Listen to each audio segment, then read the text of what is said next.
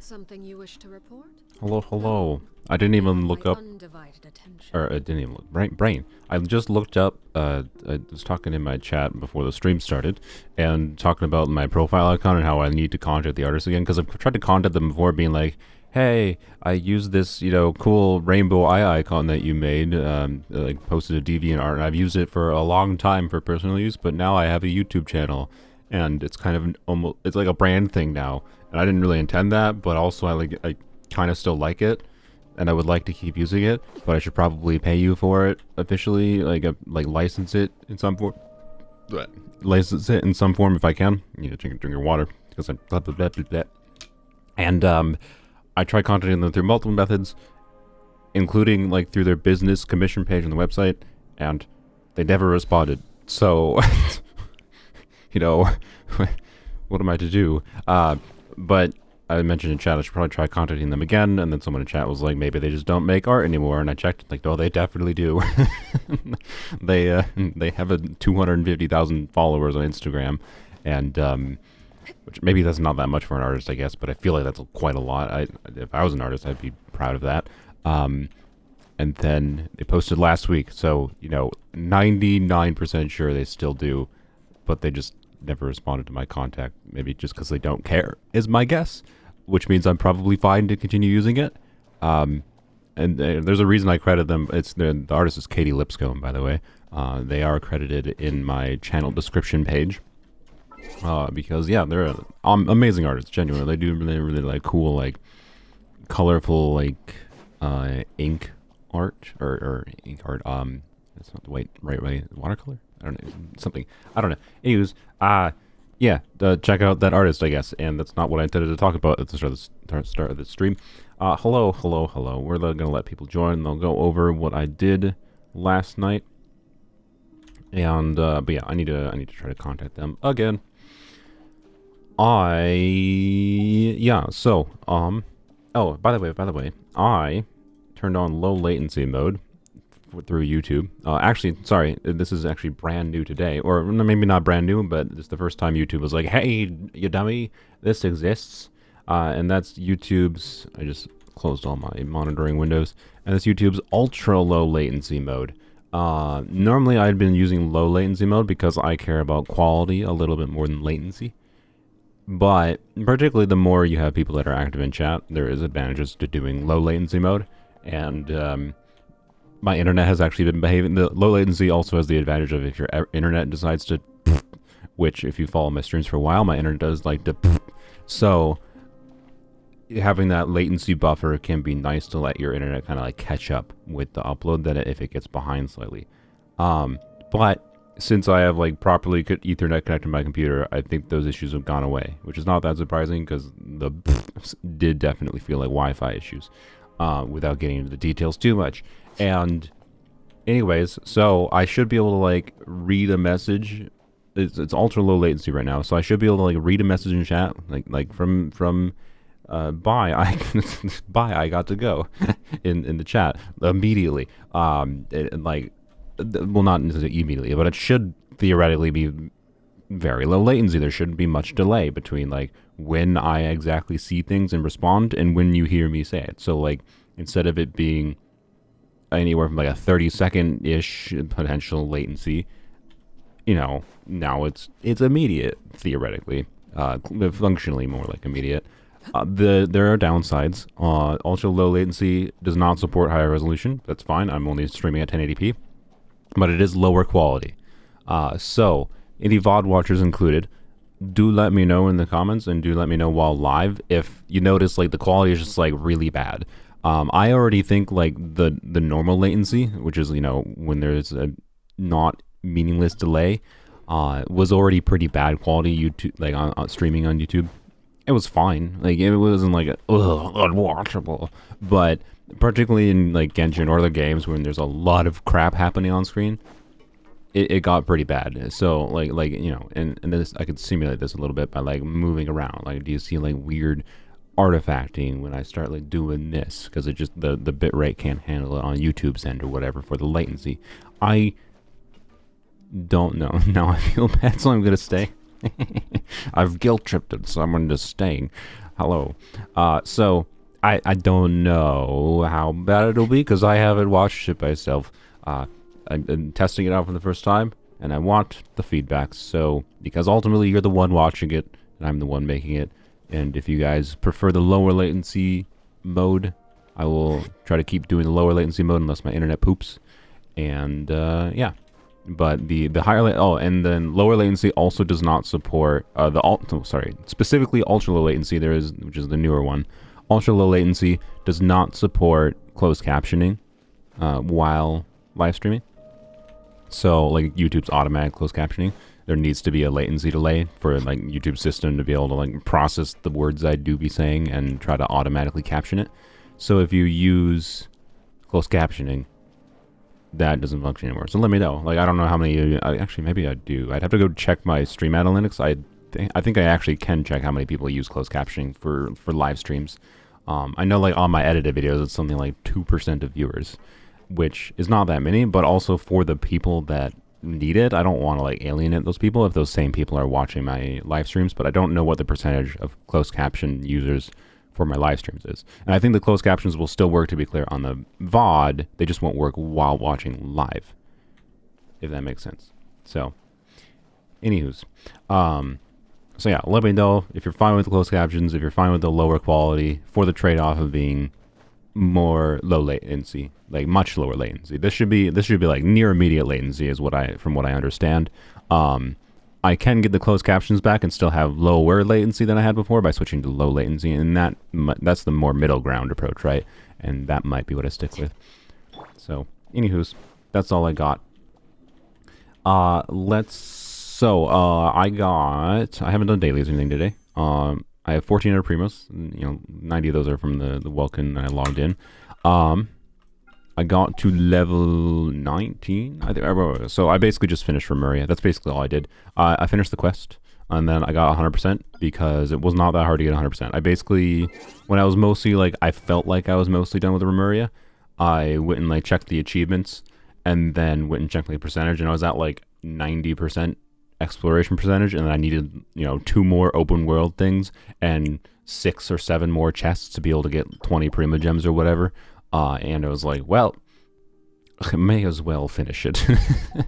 And so yeah, it's proper done. I have 100% at Raria, or the Sea of... I'm just going to call it Raria. I feel like it should have been called Raria, or the Raria Sea or something, but instead it's called the Sea of Bygone Eras. But now I'm just going to call it Raria. I think people will understand what I mean. And yeah, so that gave me a good chunk of primos, and notably it gave me, I already used them in the fountain, it gave me I think something in the 100 or so whatever amount of sigils, and I got to level 19 if I recall correctly. So we're only 1 level away from 2 more wishes there, and finish all the quests here. Also, one thing I need, this area is super pretty. I'm gonna use this as like thumbnail background. I might even mess around with like using that as this thing up there as like a wishing background because it looks prettier to me. But I'll try to like trick people and make them think it's just a fancy looking wish background. But also this I put on my Discord. I love this. This thing is not like it's kind of related to what I was like whinging about yesterday, right? Where I was like kind of upset that the local legend here had like too many gimmicks when it was really close to being just like a big tanky boy I could whack on. This thing here is not that, but what it is it's good at showing 2 things. One, AoE team damage potential, because this is a infinitely spawning sequence of 6 Vishaps if you haven't seen it, and you can summon it as many times as you want.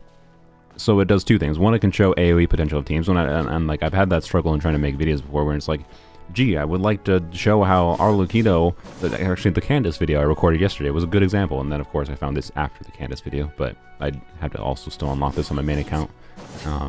I've been a little bit focused on Polearms Only lately as far as grinding and exploring goes. So I still need to do some question on my main account to unlock this area. And anywho's. Alright, well, hey, I want to show like Arlecchino's AoE. I want to show like Virgin Arlecchino properly. And like, it's just an overworld thing, so they're still level 93. They're not very tanky enemies. So it's not perfect. if I had the customization to be like, yeah, please just like spawn level 200 enemies, oh, it'd be absolutely perfect. It'd be like the main thing I need. But it's not. Unfortunately, it just spawns level 93 enemies. You know, maybe someday in the future, it was nice and they'd let us like do a world level 9 or 10, wherein overworld enemies can start having like the difference between like level 95 and, or sorry, level 93, which is what most, and I think basically all enemies are at, HP wise in world level 8, and level 100 enemies is something like, I think 50% HP, and like even like small enemies, this spawns will be a lot better. So anywho, this is also going to be a test of the low latency, because when there's actual combat going on, it should be a lot harder to see things going on.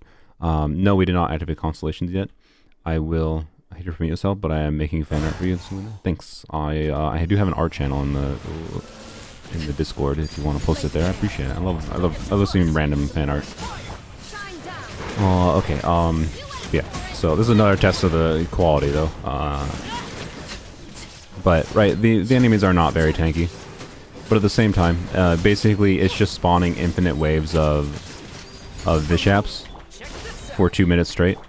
And it is still a way to test how different teams can deal with AoE damage and how different teams can handle new enemies spawning. And in this case, they all spawn in the new spot, so the enemy spawning isn't even that big a deal necessarily. But you can still like test out the general feel of like a team's rotations without any BS for like you gotta dodge the energy sucking attacks, but that's fine. To me, it doesn't have the like anywhere near the issues some of the other ones does, and it's still something like enemies you can just whack on for a while that constantly spawn, that give you the damage numbers you need to be able to like demonstrate something. So point is, you're probably going to see this a lot in videos. Because, and it should look better in my edited videos because it won't have, you know, the lower, won't have the lower quality that whatever has. And it is a nice like DPS comparison still, because it lasts, they spawn for 2 minutes, right? And therefore you can compare team DPS to an extent with how many of these that you can kill, right? So I think I got like, I wasn't really trying to kill as many possible this time, so I was talking, but I think I got to like 46 with this team before, when I just tried it last night very briefly.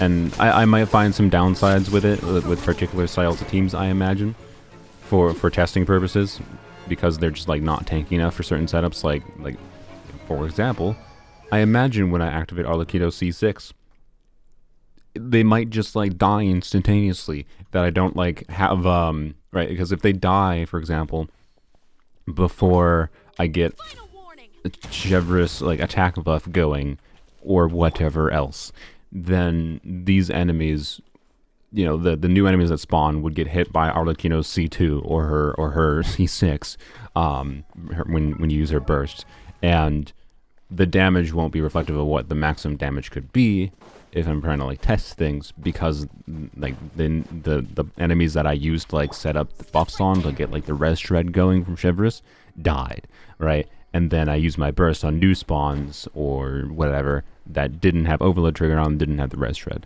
or, you know, in the case of like an Animo team, didn't have a pyro swirl, for example. So it's not perfect by any means. I really wish I could make them tankier, but this is still the really, really nice option I have. And please, Mihoyo, just give me an option to like have higher difficulty enemies. That's all we really need. And then this is like super fun. At higher difficulty enemies, it could either just be like you add an option to this, wherein like, hey, I beat the base level challenge, I killed 50 of the Vishaps in 2 minutes. Okay, start challenge level 2, and now it's 100 level 100 Vishaps, right? Like you just have like that clear requirement of like only give the player the higher level, much more tanky Vishaps version of this challenge after they beat a certain number of them in 2 minutes, right? Because that's like the point where you can prove you would like need it per se or something. So anywho's, I really, really appreciate this in the game. And it does genuinely help. It will help me like test things more in Overworld and make videos. So yeah, we are done with the Raria though. But I will still be coming here in the future because of this. I like this area. If you want my overall thoughts on it, its main problem I'd say is it suffers from like just being another underwater area.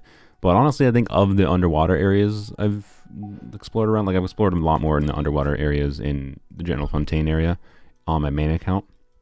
Probably the least over here, but this area also has the least underwater.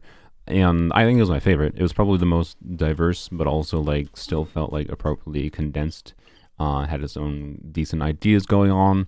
It still managed to feel serene, but it also like I think better gave the feeling of like this being an ocean with like very deep like you're kind of swimming under this like cliff edge, and it's like kind of like it could be scarier. Like it doesn't feel like I think the same swimming in an ocean would be in real life, but it felt better to me. So I think I liked it more than the underwater exploration in the general Fontaine area is my current feeling. So good region, felt a little bit small. But hey, you know what? It is cool. I'm not gonna complain about it. It was an enjoyable experience. The ending sequence for the Raria quest was really good as well. Appreciated that. Like music-y sequence. Let's go and condense our resin quick. No, we do not have C6 yet. That's why the title is C6 is guaranteed now, because we lost a 50-50 last stream. We got an early Tignari. I expected that we were going to like be reaching pity today for C6, and instead we got an early yesterday at 50 pity. Then we got another friggin' early, I know. And that I should start recording. So yes. Oh god, okay. I keep on forgetting to record when I do the recap. Good lord. So yeah, finished Raria. Did all the Raria quests. Have 100% here. Basically nothing more to do here. And have about 1,400 Primo Gems when we finish dailies. And then we also, I think, have this event, which there's only one left. Yep, only the last one left. Then, why does this keep on telling me about the Abyss? I already completed it. And, yep, that should give us a 10 pull very shortly here. And then we can, I think, start on more fun. How do I have 80% in this section? I've not done anything there. Anyways, can move on to more general Fontaine exploration. So I think the goal of this stream will be probably clearing out a lot of the waypoints here. Although, is there any other waypoints I missed in the general area? Okay, I can try to get that one.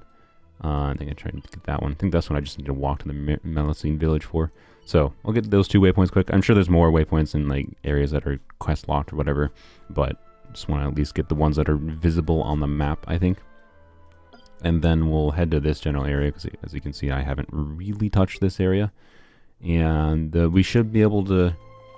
We'll get a 10 pull here very shortly at the start of the stream, and that'll put us at 23 pity, because the Tignari, where the Tignari showed up yesterday, I think it was at like the pull that was like 50 to 60 pity, and he showed up like right at 50 pity basically. So we currently have 13 pity. We'll do a 10 pull. We'll get to 23. With the rate, I mean, assuming I maintain a similar-ish rate. Although today I'm not going to be able to farm as much like I did last night off camera, because I need to edit my videos for the weekend. There'll be a Candace video and a Polearms Only Abyss video coming out.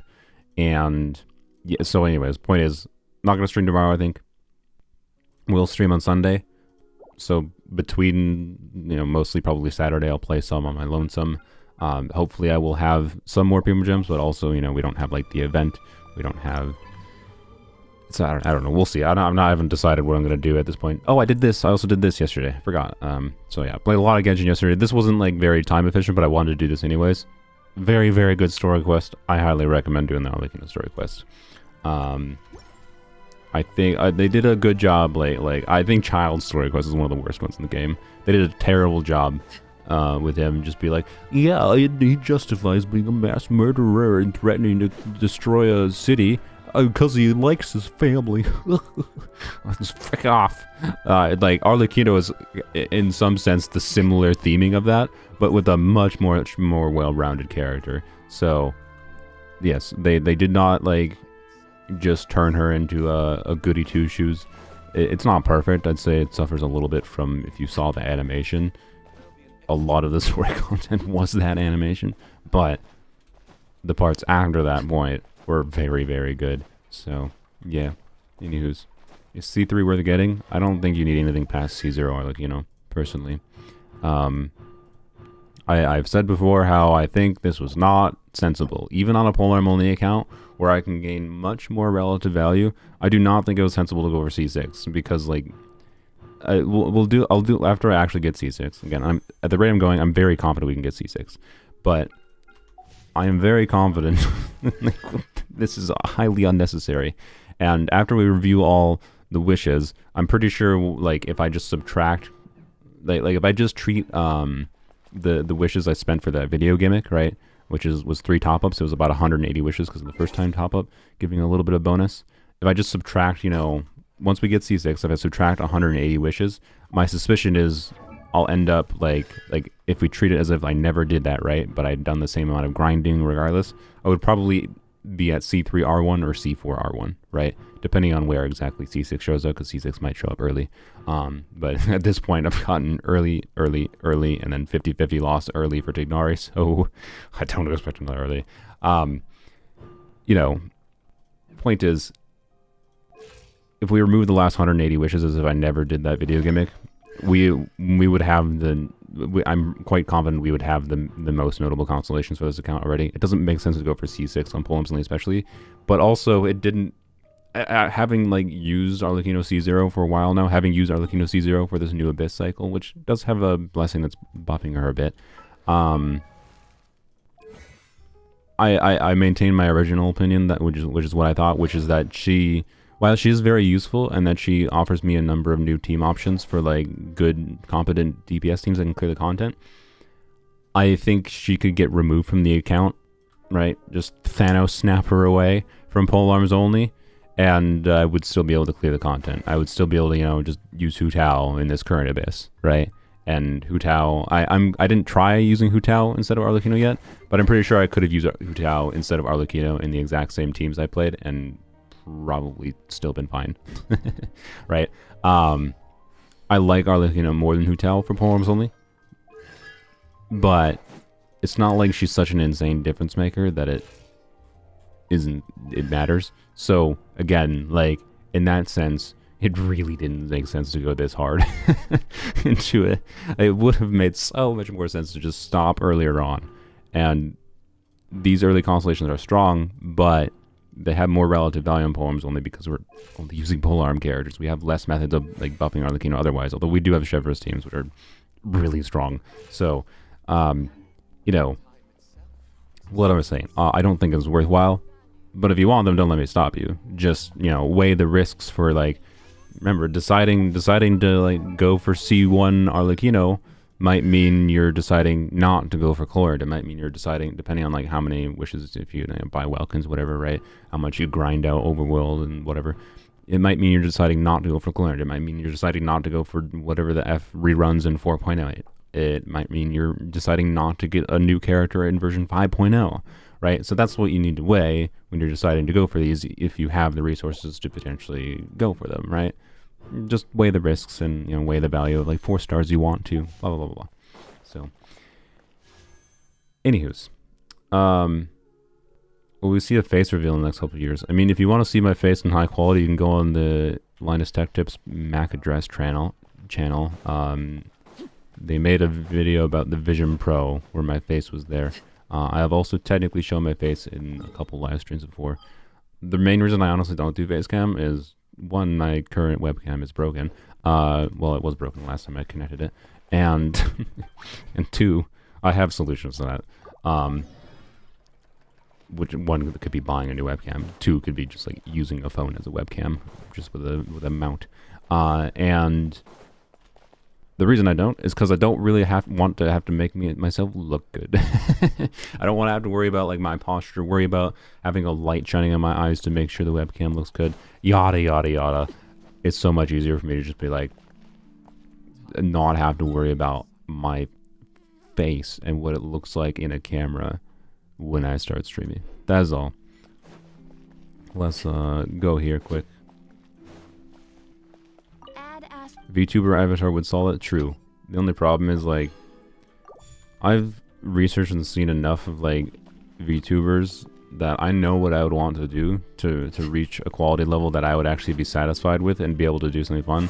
And I have ideas to do like a Vtuber model that is like with a not, and this wouldn't be like a I'm becoming a VTuber and like having a whole fake personality type thing or anything. It would just be the VTuber model is my way of showing reactions to things with my face without having to actually show my face, right? Would not be, you know, subscribing to the whole weird VTuber mindset thing. There's a difference, and I think some people don't understand that. And this is not something that's like planned, but they're very expensive. To like, yeah, they take a lot of effort to create, a lot of skills. There's a reason they cost the money they do for quality ones. And I could just do like a PNG YouTube or PNG VTuber, but I don't really care about those that much because I don't think they properly try to like. They don't actually show a good reaction. It's like, what's the point? It's more just like thing that's taking up the screen that's little, like not even valuable. But the setups that use iPhone like Apple's Face ID to do the facial tracking with good rigging and good like the weirdness of doing a VTuber model is like to do it, I would still have to like learn how to use it properly because people that use them really well, even ones that are using like iPhone Face ID setups that have higher quality tracking and whatever, have to act, right? They have to exaggerate their expressions. I think I tend to exaggerate my expressions enough in general anyways that I don't think that would be a problem and I could just learn that pretty easily. So it's really just like a cost impediment for me, really. And a cost and complexity of the setup impediment because I would have to have like a dedicated iPhone mounted above my display, you know, staring at me, and then have, you know, the money and like learning the model and blah blah blah blah blah blah. So like probably not happening anytime soon. Is expensive and complicated. It takes a surprisingly high amount of effort to do those things when you see them, when they look good at least. So anywho's, yeah, we're at C5 for anyone just joining. I think I'm done rambling. We'll try to do a temple here shortly. We'll go to the event. And then, wait, event is 90 primos, right? No, sorry, event is 70 primos. Wow, oh, we got standard wishes. I assume event is 70 primos. Yeah, 70 primos, okay. So 70 primos from that, 60 primos from dailies. That will put us at 153. Which, wait, no, 153. That would be losing primo gems. 100 and having a stroke. 150 more. No, 100. It's not even 150. It's 130 more. Good God, 1,533. So need to grind out 70 more primo gems to be able to get a 10 pull. That should be more than doable. Let's just use these real quick though. Standard wishes. We might get a 4-star, and if we get a 4-star, that gives us star glitter. Then we might be able to do a 10 pull right away, and that would be nice because then sad. I'm pretty sure that was like 9p, so the game decided not to give us an early 4-star. Screw you, game. Yep, 6, 7, 8, 9. If we get one more standard wish, then that's that would be a 4-star. Is that more efficient? Is it more efficient to get a standard? Let's see. Where's a method I can get a standard wish from? Wait, there's a standard wish in the frickin' in the new guide thing. I just haven't done it yet because it's like annoying to get. How annoying is the real question? It's in guide. No, in battle. Yeah. Okay. Well, I'm not. Okay. I mean, I could do that maybe. I don't know if I have the materials for it. I'll have the materials for that. Level prototype rank but that's not the one I was talking about. I think. Yeah. No. It's enhanced the 4-star artifacts. Oh boy. I mean, okay. You get XP for it. Is this enough XP to like just recursively do this? Because there's a standard fate there. Wait. Actually. There might be an easier way to do this. I think we can get a standard fate by...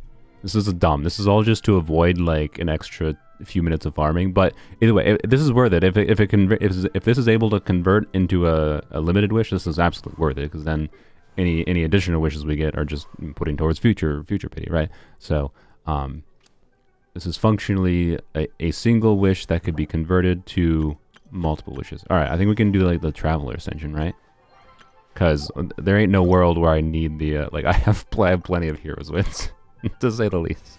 So need these resources, and the game gives you the boss drops or the Ascension materials for Traveler for free, just with adventure rank Ascension if I recall. So, blam. There we go. Traveler Ascended. We're never using them. Claim. That should be pity for a 4-star. And as long as it's not a new 4-star, that should be some star glitter. That's a whole wish for free. Let's freaking go. It's not even 2-star. 2-star glitter would have been enough too, because we had 3-star glitter to start. But now, hey, look at that. That's a whole limited wish for free. All right, so now we just need to finish the event.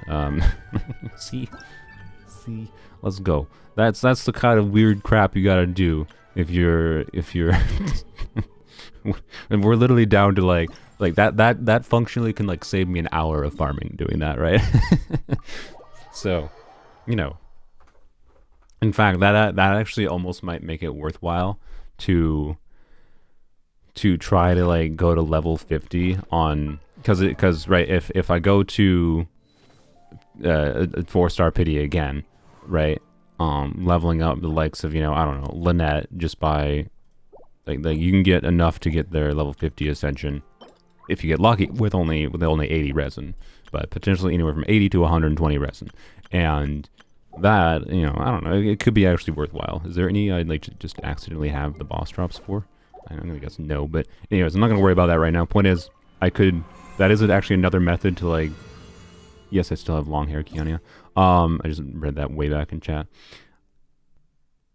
Yes, I know I can do instructor's pieces, but the only problem is I don't know if I have enough artifact XP, because earlier this week or last week, whatever, I don't know. It was earlier this week. I leveled up all my freaking like burning set pieces and got that stupid burning set artifacts that I got. So I basically don't have enough artifact XP. If I hadn't done that, I could have. Yes. We're only at like 13 pity, to be clear. Anywho's, let's see. Shockwaves when they are hit, dealing a certain when they are hit. Interesting. Okay. They want us to use Geo, huh? Crit damage and using elemental skill. Well, we certainly don't want Geo damage bonus. I don't really care about shockwaves personally. All right. We will use, since they want us to use Geo, we'll do at least one Geo team then. We'll do Vape Arlecchino. And then we're not going to use the other one. The shockwave might actually be better than I expect, but who cares? Not me. And who do I use here? Raiden. Blam. If you're not wasting investigation points, you can collect free artifacts XP from 60 to 74k. Oh, for the wish there? Yeah, I'll probably try to do that. You got a 50 CV artifact yesterday? Congrats. For what it's worth, 50 CV artifacts, the expected probability is 1 every 8 years. So, you know, you got lucky.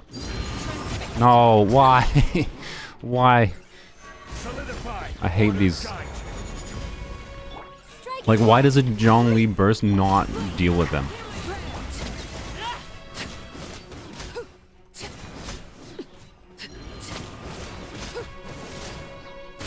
We're not gonna be vaping a lot unless I do the Candace swap, by the way. But really? And then okay, I didn't.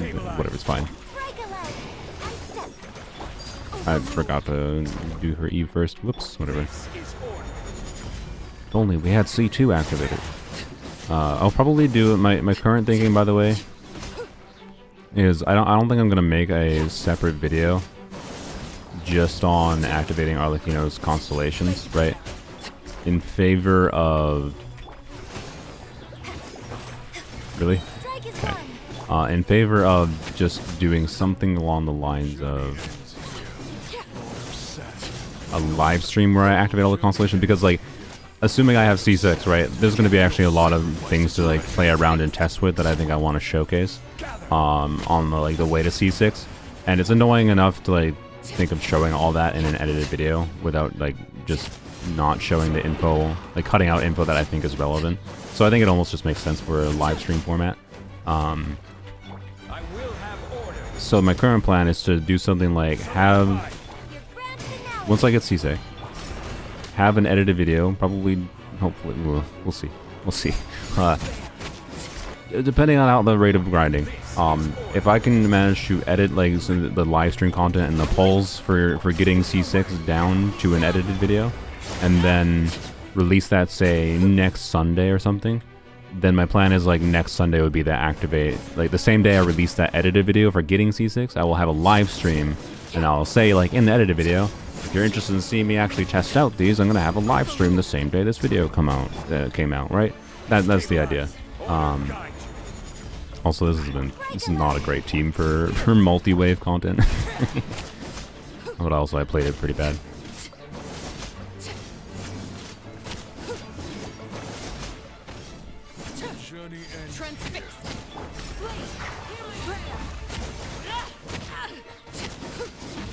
No, bungled that.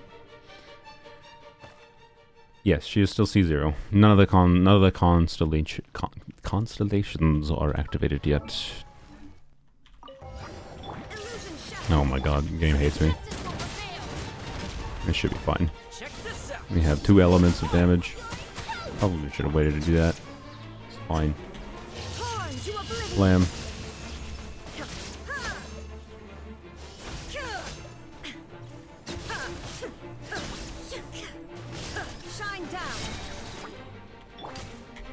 Kill you. Oh, frogs.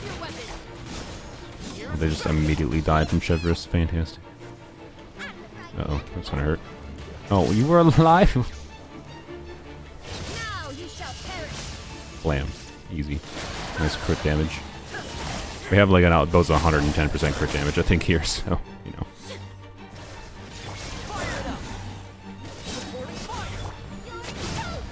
Probably should have done Shivers before that, but he's fine.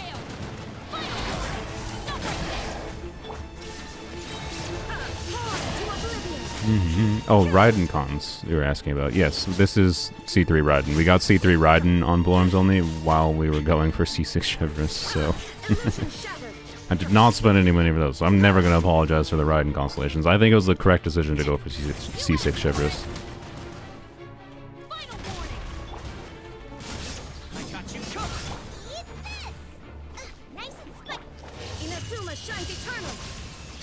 Who's stronger, Hutao or Arlecchino? On Polearms Only, because she has so many more teams she's good in, I think Hutao is a bit weaker.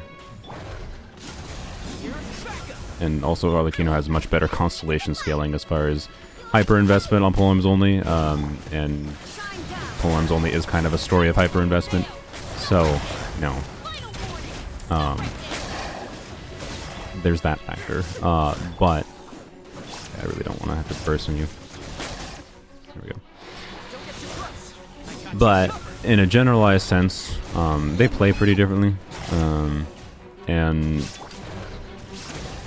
I think Hutao, if you're talking about a vape context, I don't remember the exact DPR, but DPR is DPS per rotation, but I'm pretty sure Hutao should be better in vape.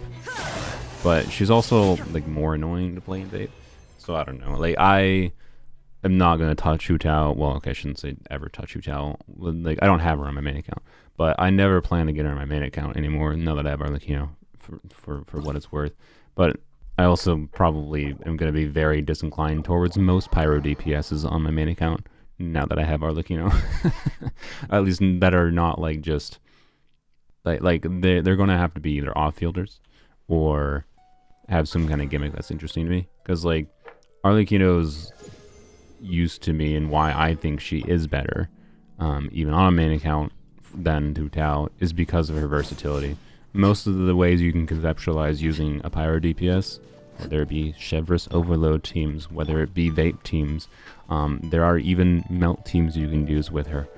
They're not necessarily ideal because the off-field teammates for melt setups on Arlecchino are not as good, but they exist. And they don't for Hutao, because Hutao applies too much pyro, right? So she's like a perfect balance of applying, you know, so much of her damage isn't front-loaded with her dealing reactions, but she can still get meaningful value from doing reactions. I think I showed pretty well that the Virgin Arlecchino can work, right? You can conceptualize pretty much anywhere pyro is relevant, which is a lot of ways mechanically that the pyro is relevant, Arlecchino can be relevant. And she feels fantastic in combat. Like, her ability to move around the battlefield is so freaking nice.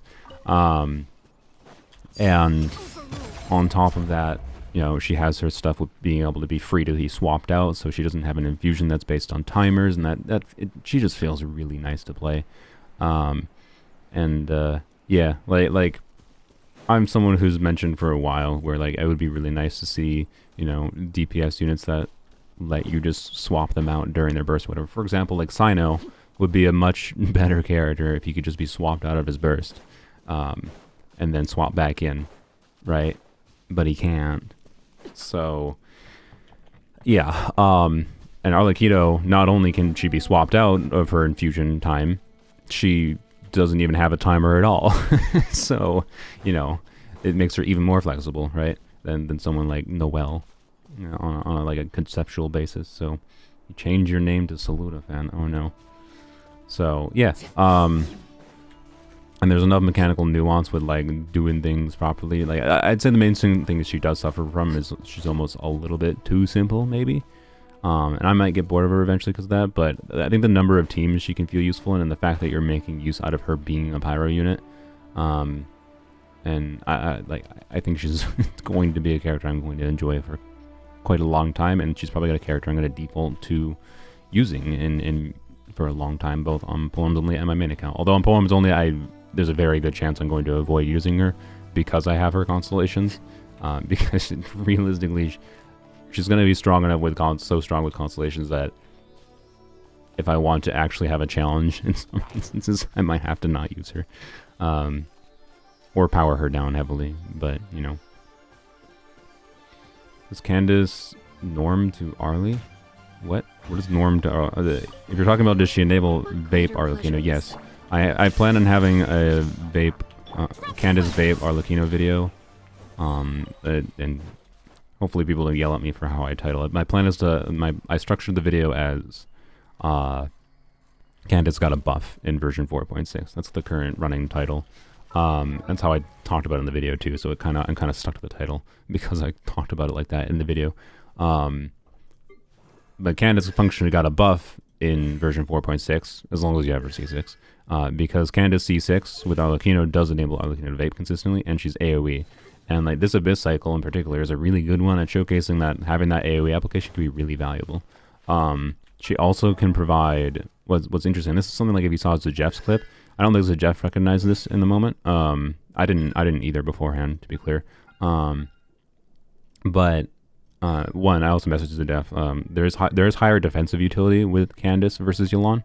And that's because because like Arlecchino's like freely allows you to be swapped out. You can swap to Candace, hold her skill, and if you're building her for like a very heavy HP build, which in the video I made with Candace, I actually had her on an instructor's build, which I kind of regretted because it was kind of a lot worse at showcasing her defensive utility. But like she can eat 40% of her max HP. So if you're doing something like, you know, a high invested Candace build, leading into like her buffing passive can be built HP, and then you just in like crit rate ER substats. There's a very likely chance you'll need an ER timepiece with Arlecchino or whatever. It just kind of depends. She does have, again, Arlecchino has the flexibility. You can like use 2 skills per rotation in Candace. But if you have C6, her press and hold cooldown is always 6 seconds. It never has a 9-second cooldown.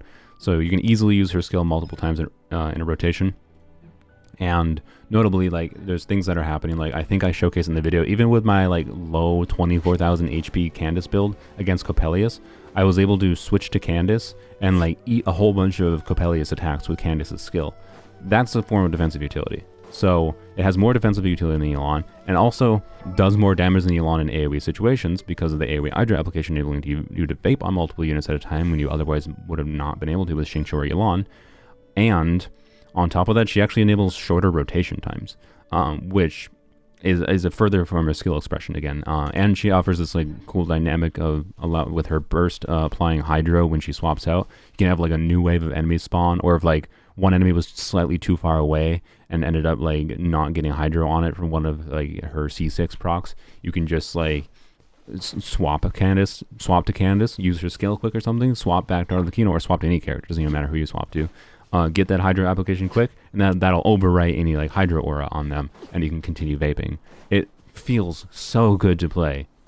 It feels so good to play, and I'm so happy that like as soon as I suggested it to Jeff, he was like, "Holy crap, wait!" And then he tested it the next day, and he's like, and then he had to start fighting chat because chat like didn't believe in it.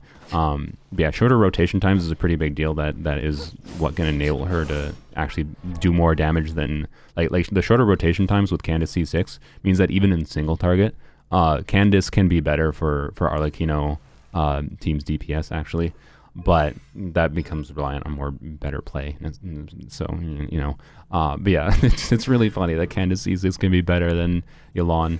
And a part of that, by the way, is the fact that she gives 20% burst damage, or sorry, normal attack damage bonus in her burst. And then she also gives a normal attack damage bonus based on her max HP. So I think the way that most people should probably build her is like just 4-piece emblem, because she can do not meaningless burst damage, and then just do HP ER, or do HP crit to enable Fav. So like that's kind of like what I have currently, although actually I have a ER heavy build on Polearms Only right now, which I think this is more than I was basically just testing what the amount of ER I needed was, and I think that's more than enough ER. So I don't think you actually need 270. I've been playing around with 230 on my main account, and it feels fine. So yeah. Anywho's, I've been rambling a little bit. Oh, I never claimed the rewards. Whoops. Claim. Alright, there we go. Now we can do a 10 pull. So we do a... How close are we on the pity counter? We are at 13 pity. So because of the early Tignari last stream, we're at 13 pity now. We have a 10 pull, which is good progress. So this is only a day's progress. We have a 10 pull. And yeah, so we should be able to still get to C6 without much problem. And all we want to see from this pull is, well, we wanted to see a 5-star. That would have been the nicest thing. But, you know, all we want to see is like 8 4 stars or 1 4-star. Okay, it's fine. It's fine. Okay, well, that puts us a ways away from a temple. But hey, I do have to spend more time. We'll go farm. We'll see what we can get done this week. I should say this stream. It should not be hard to get another 10 pull for Sunday stream. Not streaming tomorrow. I will stream on Sunday. I plan to do probably some just like overworld story quest content. And we should be able to get there. We should be able to get another 10 pull by Sunday. And then I think Monday the new event starts, and that should help out a lot. So, 23 pity. We're getting there. But probably no more wishes this stream, because I doubt we're getting a 10 pull. And chat voted yesterday. 70% of people voted for doing 10 pulls. So, you know. We should be able to get there. I'm at the rate... I mean, Raria was a little bit more of a condensed and easy area to get in a smaller amount of time. So maybe that's distorting it a little bit. But at the rate I've been going, and with how much content is still not done in Polearms Only, right? Like I have like this, and then I have this that we're going to start working on today over the next few streams. It should be more than doable, right? I'm pretty confident in that. I'm pretty confident we can maintain the pace we've been going, is my current feeling. I probably should have not done that. It'll be fine. There is no escape. Check this out. Supporting fire. Alright, let's see if Shepard's on a DPS build can kill them. No. Drop your weapons. Yeah, let's go.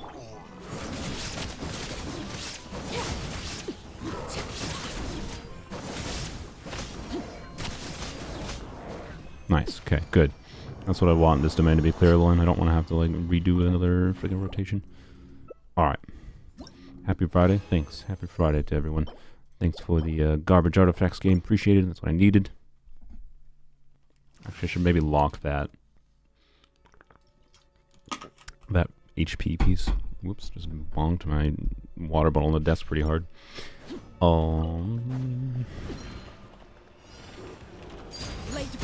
Well, why did she target over there? That was very odd.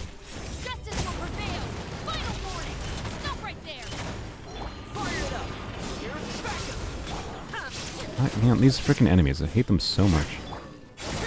Yeah, I don't want to do that because it should be fine actually. I only had to waste like 2 normal attacks. I gotta figure out the grouping of these dudes in this domain because they separate out like that sometimes, and it just not like that was the difference maker to me having to whack for 10 more seconds or not was just him walking away. It's just an annoying domain.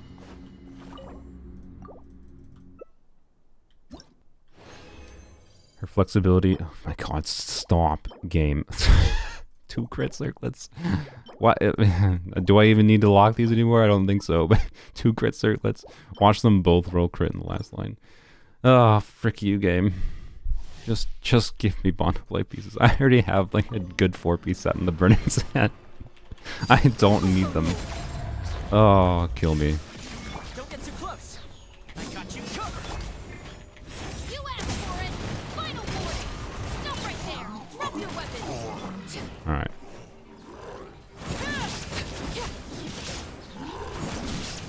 I'm gonna do a charge attack there. Alright, not bad.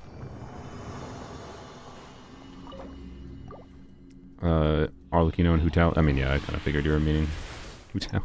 or not Hutao. Cool. Cool. Do I bother? No. Well, okay. We'll have one more run we'll do when... Good lord. We'll have one more run we'll do in that domain. Actually, no, we'll do 4 more runs in the domain. We'll use my 2 fragile resin. I don't think I need to save my fragile resin. I mean, I might start saving fragile resin when we start having leaks for like 5.0 or something. When we actually know that there's a new Polearm character coming out, and I might need to have a little bit of fragile resin saved, like I'd save for Arlecchino to be able to level her up right away. That's the only reason. Oh, I forgot to claim those.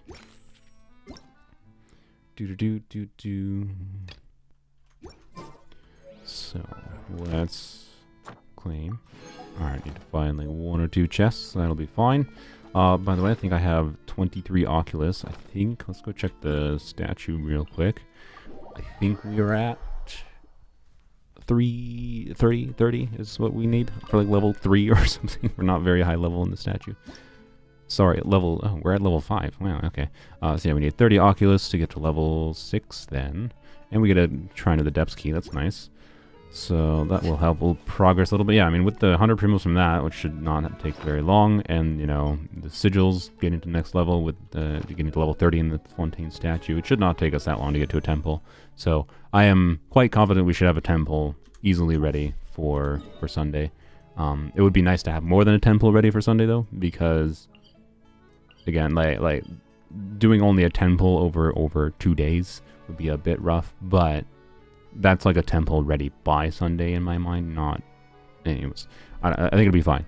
It's just it would be nice to get more than a 10 pull, like, because a 10 pull every 2 days is a relatively low rate. Is all I'm really saying. So also there's a quest here. I didn't ever do this quest. Suggest Raiden or Fischl in an Arlecchino Overload team. Most of the time, probably Fischl, but Raiden does have the interesting dynamic of being able to like make a dual DPS team, and like you just shorten Arlecchino's field time. Like her damage is front loaded anyways, right? So if you have the amount of time that Arlecchino is on field, you're not having her damage. You're more like losing probably 25-30% of her damage in exchange for like Raiden's on-field damage, which probably would be better than Fischl's damage contribution, as far as like comparing how much damage each of them contributes to overall team DPS. But you know, you're making team rotations be weird, but weird in a way that I'd say is like what I would describe as like a dynamic, where like you're not even going to have a typical rotation with a dual DPS Raiden Arlecchino Chevro's team. And it's just like it's a team that has a nice flexibility for, you know, constantly dealing damage depending on what's going on, and switching between different things. Like, you know, you saw in the, well, I wasn't using Arlecchino Raiden together in the event there, but I was using. Okay, I thought this would just be a quick quest to pick up. what was I using? I was using like Chevreuse and Raiden, right? To a similar extent, right? I was spending field time on Chevreuse, dealing pyro damage, but then, hey, there was a pyro slime. I need to switch to Raiden at that moment, right? It has flexibility for situations like that. Fischl can do the same functional thing, but with less control, right? Because Fischl's just, you plop the bird down, she starts doing damage, and does more damage the more reactions you trigger. So, for the typical way you conceive of teams and how to make good performing teams, Fischl is probably the better option, realistically. But if you haven't built Raiden anyways, I think it's worth trying Raiden. I think it's a fun option. Is there any other quests here I should pick up? I'm assuming that... No, it's not a... What was I checking there? It does give primos. Okay, good. I guess it makes sense that there's primos, because after you do the main... Or there's quests here, because after you do the main quest, these people are, like, freed from the mind washing or whatever, right? So I'm just taking a perusal here to see if there's any more quests that pop up. That might be the only one. Or it might be a chain of quests, I wouldn't be surprised.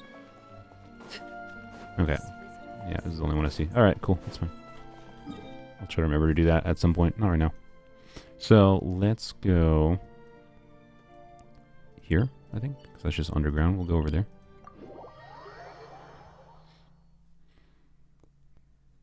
The extra damage from that would only become relevant if you're speedrunning. It's also relevant if you wanted to, say, use Fischl in another team. Right. So, you know, and I don't know, like, having played a bit of Arlecchino, actually Arlecchino's a pretty good team name for it, but having played a bit of Raiden Arlecchino teams, I quite like how they feel. And if they have the DPS to meet clear requirements anyways, does it actually matter that much? I don't know. I tend to emphasize feel of teams a lot because I think feel of teams correlates, at least somewhat, to enjoyment. But it depends on exactly how you get enjoyment. For me, I like when teams don't feel crap to play. I like when teams aren't clunky to like get setups for things. And in the case of this team, it's not like a setups or clunkiness issue that Fischl would have. It's just, it feels nice to be able to have multiple DPS options. It's probably how I'd describe it. That's kind of all it is. I think this one has multiple chests. Yeah, it does. I missed. Alright, is that number 1 or number 2? I don't know if I did the first one yet. 2100 articles. Wish the camera could zoom out a little bit for this one. Don't shoot me. Oh, Jesus. I didn't realize it could shoot me like that as I was jumping up. No, you are not going to hit me. Frick. Did I... Oh, frick you. Oh my god. This is a fun time trial, though. Oh god. Get on the thing! Get on the thing! Oh my god.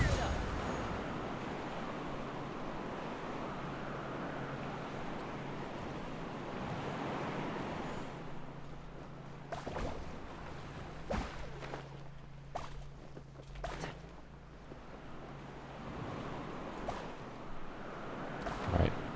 There's 21 particles here. Oh my god.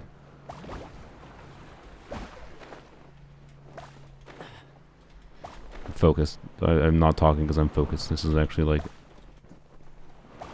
pay attention to things going on around me. One of the better little trials in the game, I think, probably. Alright, one more particle.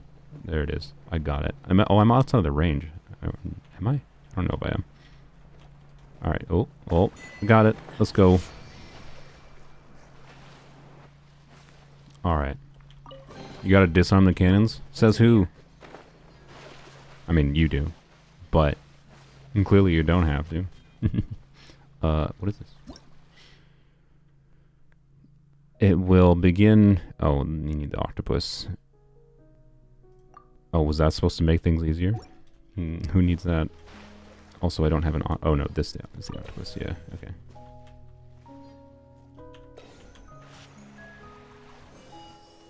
I think it was supposed to make things easier.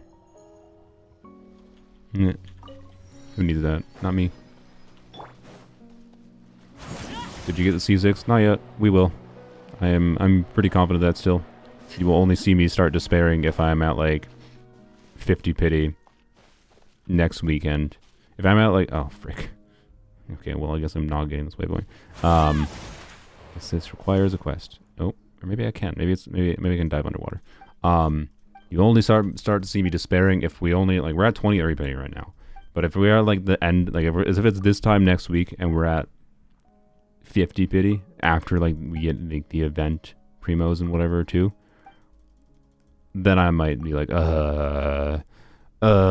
like if we're somehow at 50 pity and like I have gotten to like level 40 in the Fontaine fountain, I've done most of this area, and now I'm like starting on doing this. Like if I need 20 more wishes just from like this area, I think I get 20 more wishes just from this area. But I don't really want to have like... This area seems more slow. That's what I would say. So I don't think that's going to be an issue though. I think there's enough content undone in this game right now for me. Oh, I can go underwater. Okay. For a minute I forgot I can go underwater in Fontaine. There's enough content undone that... What is this whole shebang here? There's a cannon. That I think it will not be a problem. I'm pretty confident of that right now, based on the current rate. I was going this earlier this week, and based on the current rate, like between yesterday and today, because the events make not a meaningless difference. Is what I would, if I was just trying to describe it quite simply, or not the events. The events do make a difference. The story quests, like. These long arse story quests, I have a whole bunch I can do. I think a bunch I haven't picked up. Right, I'm not gonna prioritize doing the Sumeru ones, but I do think I will try to do the 2 Sumeru ones or Fontaine ones. Good lord, I can't speak. Also got to clear my throat. And if I do exploration along with that, I think it'll be fine. One thing I also forgot to mention, that I considered yesterday, I haven't done like any of the hangout quests. I think with the achievements and the primos you get from these individually, I'm not going to begin it. Actually, oh wait, I can check. Oh gosh, you can get more than I thought. You can get, like, I don't think they take that long to do. Like, for how many gems you get from them, right? You get 60 primos from them for each one. They take 2 keys to unlock though, so the amount I can do is limited, but I still have, I have 1, 2, 3, 4, 5, 6 unlocked here, right? And this is a factor I forgot about. That's, I think, relatively low time investment, and I can probably get a good like 5 wishes just from that if need be, right? So I'm pretty confident I can get C6 before next week even, or not before next week, before next weekend is my current hope. What is this? Hello. You are aiming at me. I should probably not do this puzzle right now. Also, there's an Oculus in there, though. This area is a whole thing. Is this area a whole thing? I don't know. Should I do this? I think I'm gonna try to do it. Yeah, there's achievements too. So yeah, I think there are technically 80 each. Yes, you are correct. Lunar Demon Dreams. I think. I just got shot.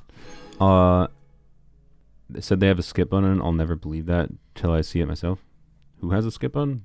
What? In what? Oh, apparently, sure, I'll take them. 0% here. Yeah, this area is, after I get to level 30 in Fontaine, I'll probably start working on that Sumeru area, just because, like, since I've done nothing there, it'll be relatively fast to get a bunch from it.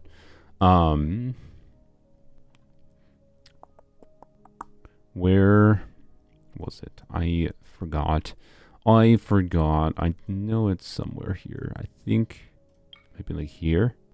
No, that's like the books here. Okay, this might be well, it's not that many primos actually. I don't think that's worth doing. I don't know, I might be able to look up where to get these stupid book series, but only 5 primos each is not really relevant. Also, obtain the power of Hydro. That I could do, but that would also technically require cheating. So, master 10 recipes. Okay. No, that was not it. I could have sworn. What is it? Where is it? I don't know. There's definitely a achievement category or achievements that you get for completing the hangout quest, I thought. I could be wrong though. Took away my thing. Oh wait, now I have 2. It's not a Numa thing, is it? No. Okay. What is this for? Do I just have to like power up these with it?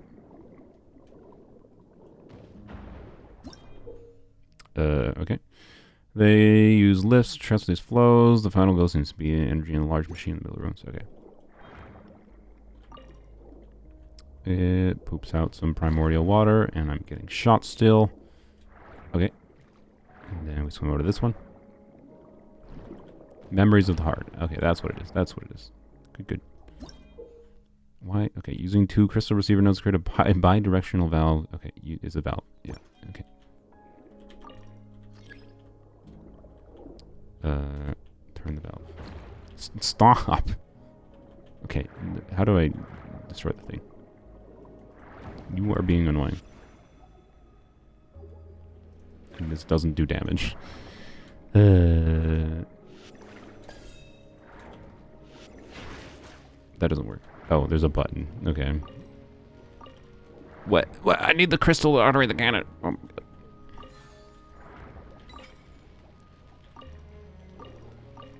Stop! Hello? Hello? No? Okay, well. Is this your first time playing on Fontaine? No. I mean, I have not spent much time in this area. The most time I've spent on my main account on Fontaine has been in the, you know, the initial section, and then I did a whole bunch of this section as well. So this section I have spent relatively little time in, even on my main account. And I've not done this part of my main account. Can you stop, you freaking cannon? What? Why did I put a crystal in there, it did nothing. Oh my god, you need to use the stupid freaking octopus after. Also, there's another thing up here. Ugh. Yeah, shoot. Shoot. Oh, that was not worth. Not worth. What clunky. This is a clunky mechanic, that's all I can say. Oh, I lost the Numa thing. Whatever, it's fine. Doesn't matter. So dumb. Stupid cannon. Alright. This. Hello? Not yet connected to other water channels. Yeah, I need to turn the thing. Did I not have the crystal? I thought I had the crystal. Okay. This is a overly clunky little section here, is what I can say. Too much back and forth for doing the same action.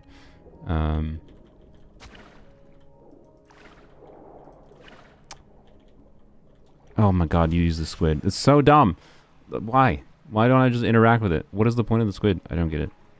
I really don't get it. Oh my god, I went too far. I thought it would just stop. Most valves tend to like, well, I shouldn't say most, but nah, that's not true. I was gonna say, it did call it a bidirectional valve, which made me think like it would have like a stopping point. Bidirectional means 2 directions. This is like not a bidirectional valve, based on their own description. Just saying, not bidirectional. Anywho's. Do that. Good lord.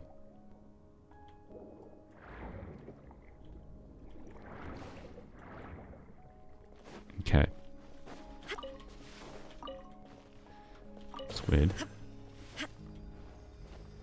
Oh, I can't go there. Alright. Alright, that's just the bait at the end of the tunnel.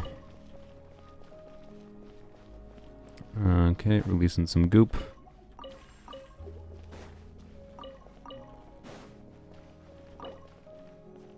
I have no key. Need to find a key. Alright. Sounds good.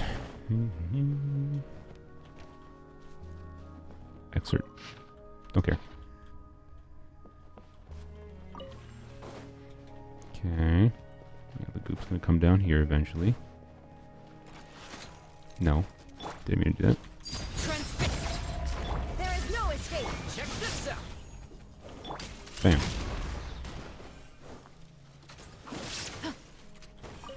Hated this. I had to think of it way too hard for this quest. Yeah, I mean, is it even a quest? I feel like I'm just exploring. Which is a weirdly clunky sequence of things from the start there, at least. Okay. This is maybe not the most time efficient place to explore, though. 2 little chests. The end result of this is like 1 precious chest. I will be mad. Lift is already on this floor. This is a lift? Oh. Okay. This is actually a proper puzzle for once. That's what I can say. I might actually end up enjoying this section, but this feels like a proper puzzle. And that means, oh god, yeah, there's a lot more parts to this than I thought. I just smacked into a wall. Okay, I'm gonna put a marker down here. I think this is gonna take too long with a stream for how long it probably is gonna take. And it's just going to be a lot of sitting and be like, okay, I got to connect this to this to this to this. I appreciate them having an actual puzzle, to be clear. I think I will actually enjoy doing that. But I don't think I'm going to do it right now. Puzzle. Oh my god, capsule. Puzzle underground ruin. There we go. I'll do it eventually. Don't worry about it. Surely. Probably by the time we play next. Or I stream next. Okay, let's go get the mellow scene one quick. It is a quest? Oh, okay. So I literally might not even be able to do it then without the quest. I didn't get the bugs.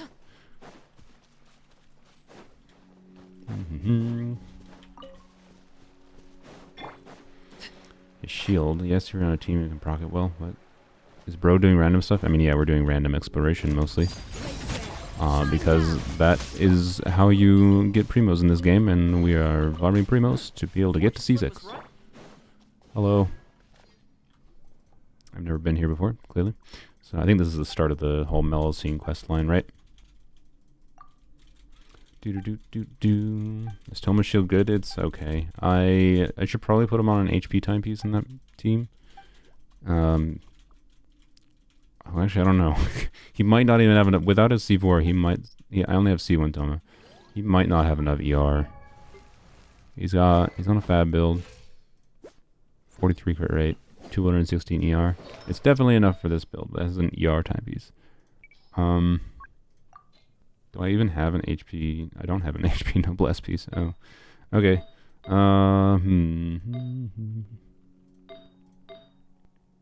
I guess I could just swap off this as an off piece, right? But I lose a whole lot of his crit rate for his... So, what I'm seeing is that I don't even have ER on his flower. Okay, I should strongbox for us noblesse. That's what I'm seeing. Okay, we'll do that after we get this waypoint. Wait, is this... This is a quest, right? Is it not? That's the Ocean quest. This is, yeah, whatever quest. I thought there was a Fontaine or a Millicene quest line that she gave you. This lady gave you. I don't know. Shivers is on a 2-piece DPS build. Oh, it's over here. Or no, this is just a side quest. Or is this a start? I don't know. I will. No, I'm gonna put a sticker here as well because I'm not gonna start this stream. Melusine quest stuff. Alright. Just as a sticker, as a reminder for myself. Alright. Let's go. We have 40 resin already. That means I wasted like 20 minutes doing nothing. Yeah, I know everything's a quest. That's why the most efficient way to explore is just like do quest and explore while you do it, which is annoying. It's the most annoying thing about the structure of this game, I think. But it's fine. I'm still enjoying it. That's something. Like I said, the best thing about doing this is that I actually have not been miserable doing this. I probably, like, if I'd actually been miserable while doing this farming, I probably would have given up after the Tignar 50-50 loss. But I'm genuinely enjoying playing some of the content that I haven't played much before. It feels like, it genuinely feels the most like, you know, I did when I first started playing Genshin, which was mostly focusing on exploration, just eternally grinding Prima Gems to try to get the next 5-star. With less, I planned things out less when I first started playing, to be clear. But, I don't know, it's fun. Is it worth? No, it's dumb to go for C6, but it's fun. We're gonna do this quick. Because surely, this results in the most god-tier artifacts you've ever seen. You can do the ruin puzzles before you start the quest. Okay, good to know. Nope, nothing of note happened. We did the 10 pull, and then I did basically nothing. I mean, not nothing. I'm almost at a whole wish. I am at a whole wish. Oh yeah, because I just claimed daily stuff. I'm gonna do artifacts quick. Get literally nothing from them, and then we will do Northern Fontaine. My goal is to try to at least unlock the waypoints and get very distracted along the way by other exploration. And I think we should be able to get, with the wishes from the fountain, we should functionally be at, you know, another, right, and the wish from, and this wish, right? We'll functionally be at probably 6 or 7 wishes by the end of this stream. Hopefully, maybe, we'll see. I'm not gonna stream, I'm gonna try to cut off, oh my gosh, I've already been streaming an hour. Okay, maybe that's optimistic. Maybe I'm a bit optimistic. But I am gonna, wait, wrong domain. This is like the 5th time I've done this. I'm gonna try to cut off the stream at like 3 hours because I do need to actually spend time editing. I have not edited the videos for this weekend at all yet today. Or for this week, I should say. Recorded them, got them both recorded.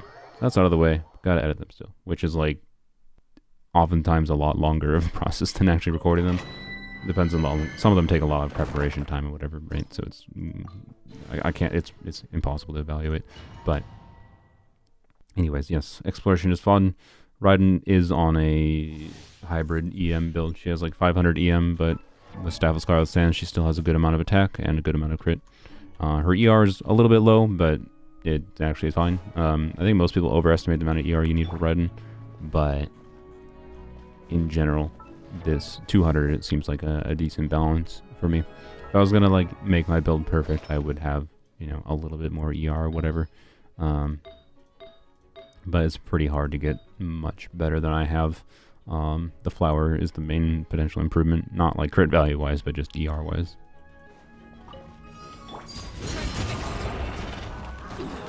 That was not worth doing.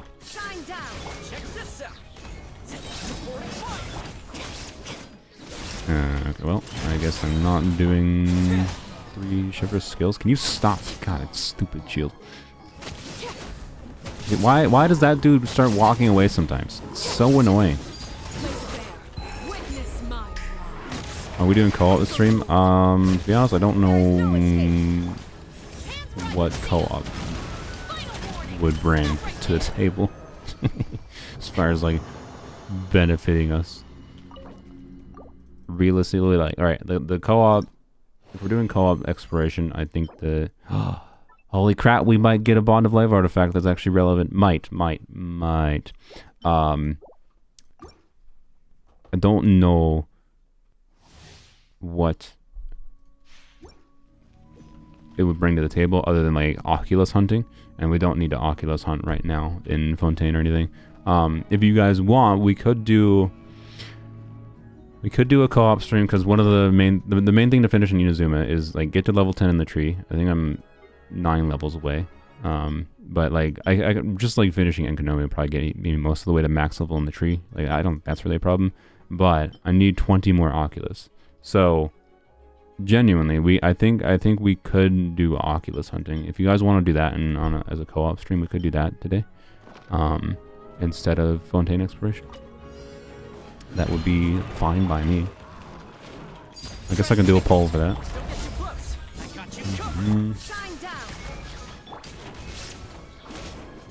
Okay.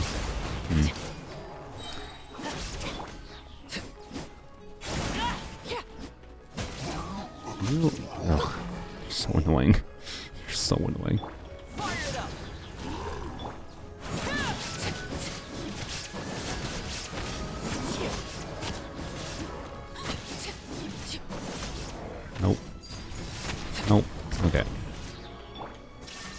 Die, please. Not quite. There we go. So, yeah, that's the main idea I'd have for a co-op stream as far as like remaining farming we have. Thanks. Double mineral defense goblet with 3 line. I think that's a no. I don't think I care. Yeah, so that would be my main idea for a co-op stream. I think we'll probably... Is there... I think I can think of a fun gimmick. I'm gonna add it to my... We'll try to... I think I was gonna do a poll, but I think what I'll do is I'll save that for like the Sunday stream. Sunday stream co-op farming Inazuma Oculus. So I think I can do a fun gimmick, like have a timer going or something, and like, all right, at the end of like 5 minutes, maybe 10 minutes, I don't know. I can change the timer if need be, I imagine, while I do it. But at the end of the time allowed, I should make sure I do electro. I will be like, all right, stop moving wherever you are. If you found an Oculus, you get to stay on the in the world.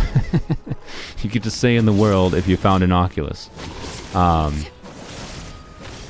And if you didn't find an Oculus, right, you're leaving and someone else is coming in. that would be the gimmick.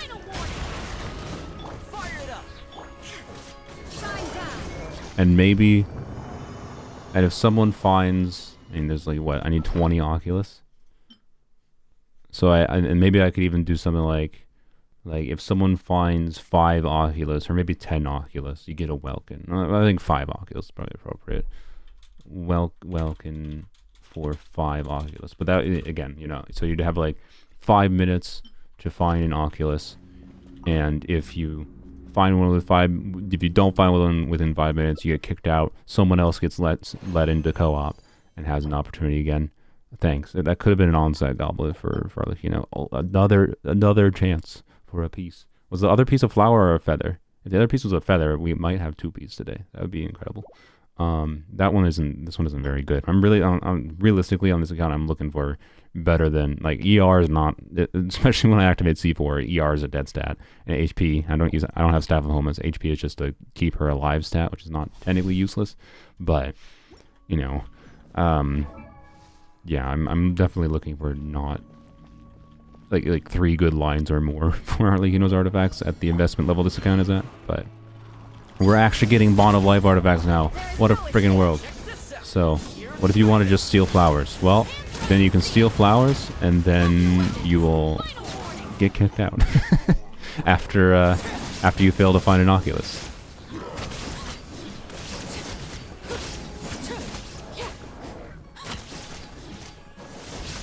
Nice, okay. Yeah, not today. Yes, I think not today. I think the plan I'll do that Sunday, because I want to like set up the timer system and whatever for it, which shouldn't be that hard. ER, healing bonus, let's go.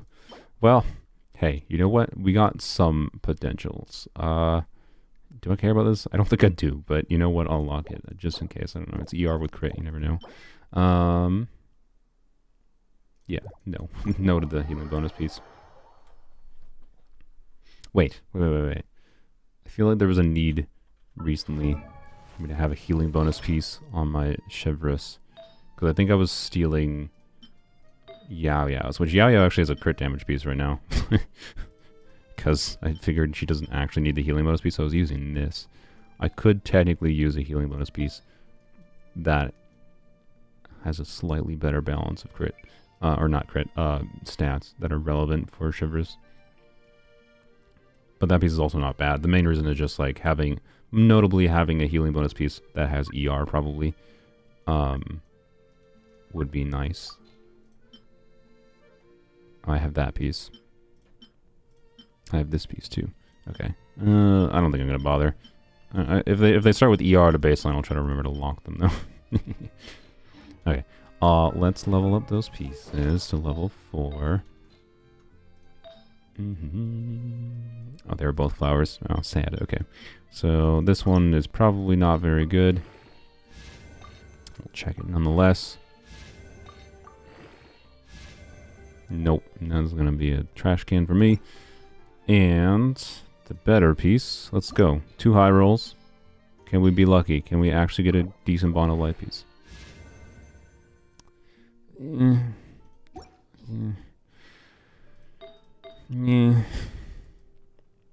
I don't know. That's gonna not. Like one problem we're going to have, for example, assuming we get C6, but at this point I'm pretty confident in assuming we are going to get C6, is that, you know, I'm going to be much lower in crit rate than I am crit damage, so functionally, which means getting a healthy amount of crit rate is more important than crit damage now, because so much of the crit damage that we can get, right, if you're trying to maintain a 1-to-2 ratio, right, Arlecchino is going to have 10% increased crit rate from her C6 and 70% increased crit damage. That's a lot more crit damage than it is crit rate. So that means like this build would functionally be 90% 200 or 90% 300 crit damage, right? Which is a very good ratio. I'd be very comfortable with this. But this is a very, very, very good artifacts on 2Bs, right? So getting an equivalent build on the Bond of Life set would be nice. But again, it's going to put the onus on like getting pretty heavy crit rate substats, which is to say crit damage is a slightly deprioritized stat right now. Which, you know, means this not having crit rate is a bit... it could still be good, though. Then I'm not going to level it right now. It just depends on what other artifacts I get. What I will do, I think...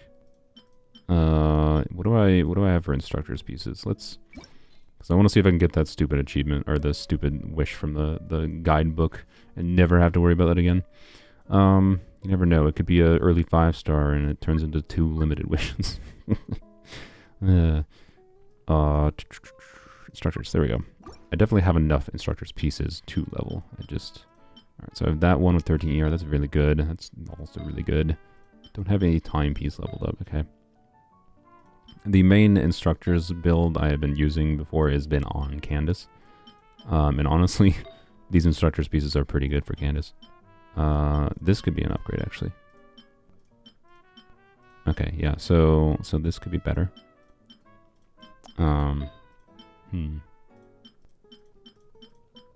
Crit damage. Look at that. Two double crit damage instructor circlets. Let's go.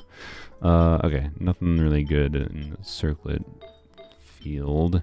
Timepieces are weird because oftentimes you use off-piece timepieces with instructors, so let's level this piece. The goal is to level... The goal is to level, I think... Wait. Maybe I should... okay, what's the best strategy for this? Because the best strategy is probably to just... We need to do 16 4-star pieces, right? Which is a lot. Yeah, we need to do 8... No, sorry, we need to do 8. Okay, that's not as bad. We need to do 8 4-star artifacts to level 16. That's not that bad. Okay, yeah, I can throw away that one. I can just like level up a whole bunch of feathers and flowers. I can just feed feathers and flowers into each other as far as instructors pieces go. But speaking of, I should probably make sure I have enough. Okay, I need 8. 1, 2, 3, 4, 5. 6, okay, yeah, all those pieces can be leveled up just in case they roll a bunch of years. So that's 6 of them right there. And we got a whole bunch of feathers that can be leveled. We got time pieces. Okay, yeah. So I don't need to try the goblets or those circlets that are probably not that relevant. So we'll level this one up to 16. I think we got enough fodder. Yeah, I think this is safe to do with all the farming crap I've gotten. Yeah, okay. Where's that 4-star piece I just had though? There it is. All right, enhance. This is indeed Genshin Impact. Wait, have you've never seen, you follow my channel, you haven't seen Genshin before? How did my thing just show up in your feed? EM? 2 EM rolls, actually, I think. It's great. That looks like 1 EM roll for a 5-star artifact.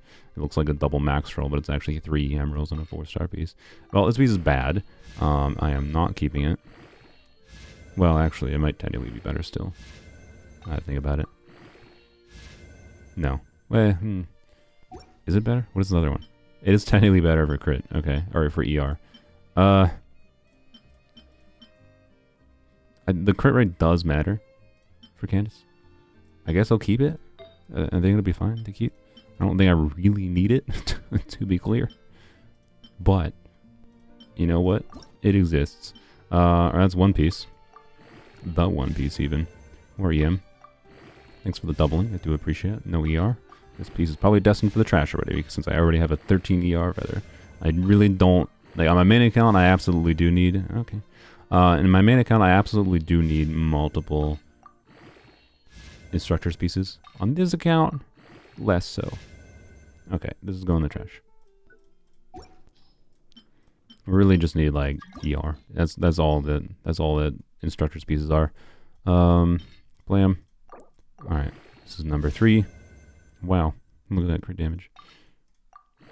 We're taking it 16 for the achievement, not because we actually need it. And wow, I mean, unironically, not a bad early game DPS piece, but not relevant for this account. Alright, that is 3 pieces, I think. And these all have, no, only 4 of them have ER technically. Okay, so we will just, alright, you know, first we're gonna take one of these to level 16. Right, I think, double check quick. Think I have done, oh, we've done 3 already. Oh, okay, never mind. So I only need to do 5. Okay, good to know. That means I don't need to waste XP on the other ones. Okay, good. So I can ignore that one. Well, actually, no, I need to do one of them, I think. Okay, yeah, we'll do one of them, I guess. One of these might roll ER, right? That's the main reason to check them. That's why they're locked. Wow. There we are. Take it to 16 for the achievement. Yes, ER is basically the only stat you need on this set. Crit rate is nice too, though. Like this piece, like if that HP was ER, this would be a cracked instructor's piece.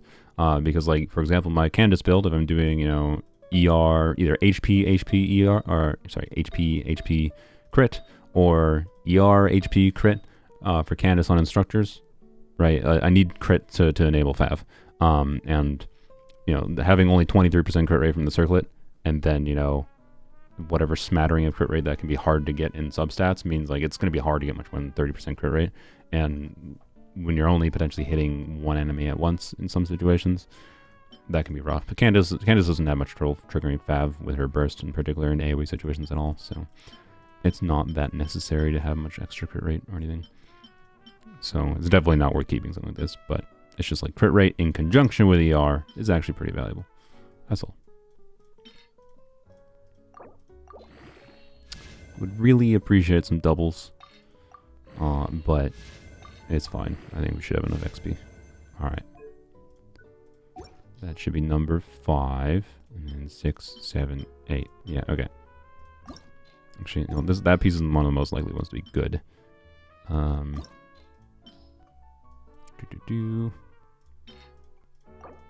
Blam.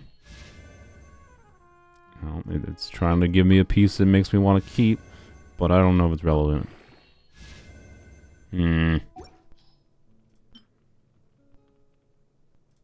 When do I ever need to use this? I don't think I ever need it. Like, it's good. I would absolutely keep it if it rolled additional time in ER. Right, because rolling entirely, like a 15, 16 ER piece in instructors is the god piece for instructors. But it basically just has 1% less ER and no crit rate compared to this one. I don't think I actually have a use for it. Again, like the only use I've ever had on instructors is for Candace.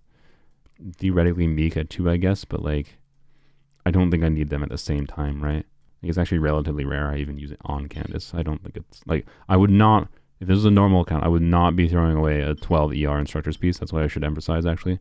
Like, if you're on a normal account, there are situations where you might want multiple instructor's pieces, like this, that have that 12 ER range. It's kind of an ideal instructor's piece. But,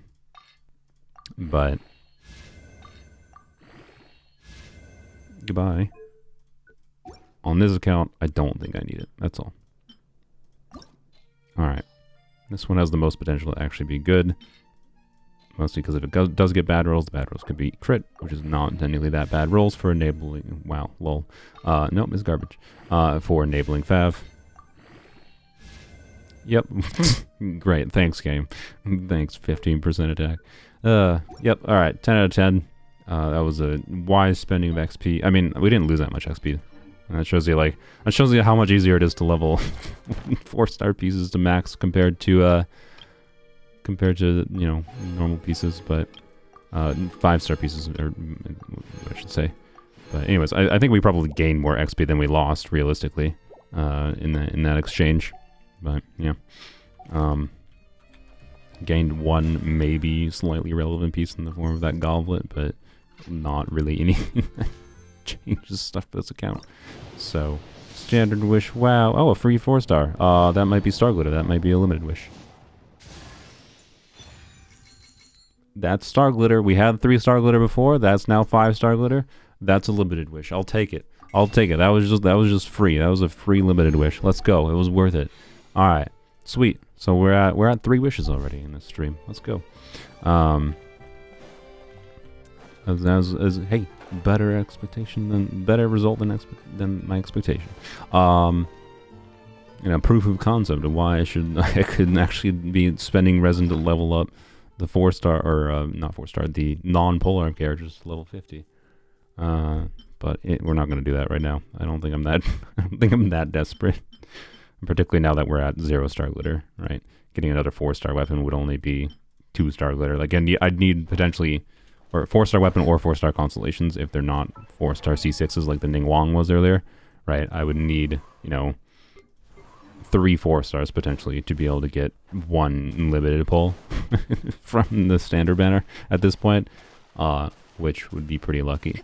There's a good chance the standard pulls still just are like a C6 4-star. Like, I don't know how many. It's actually a good question. How many C6 4-stars do we have? You're 5 stars. Nope. Yes. So not that many actually. Okay, that's 1, 2. It's basically are these characters that appeared on polearm character banners. That's why I have them C6. So 1, 2, 3. No. 4, 5, 6, 7, 8, 9, 10. Yeah, there's only 10 characters we got 4-star that are C6 4-stars that are non-polearms. So, which is relatively low.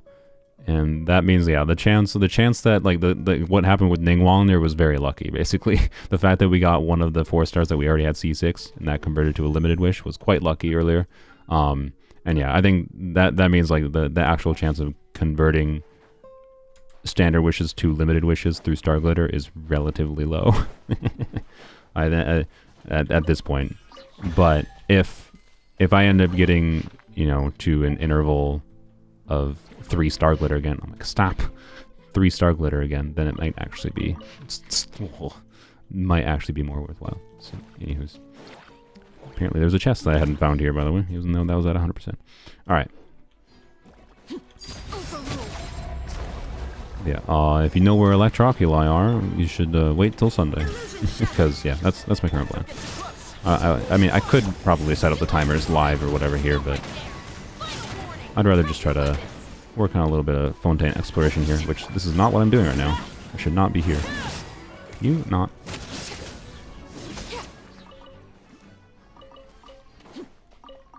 Alright, has anything used those drops yet, by the way? I feel like there's maybe a weapon has. I bet a 5-star weapon has. Okay, let's. Right, we got. Still gotta do that. Is this a different world quest from the one that is in my quest thing? I think these appear in my quest feed already. I don't think the Mellow Seed one does though. So, anywho's, I also don't know if the quest for this area appears or not in my quest line thing. Maybe it's this quest. I'm not sure. I'll figure it out. Yeah, let's go.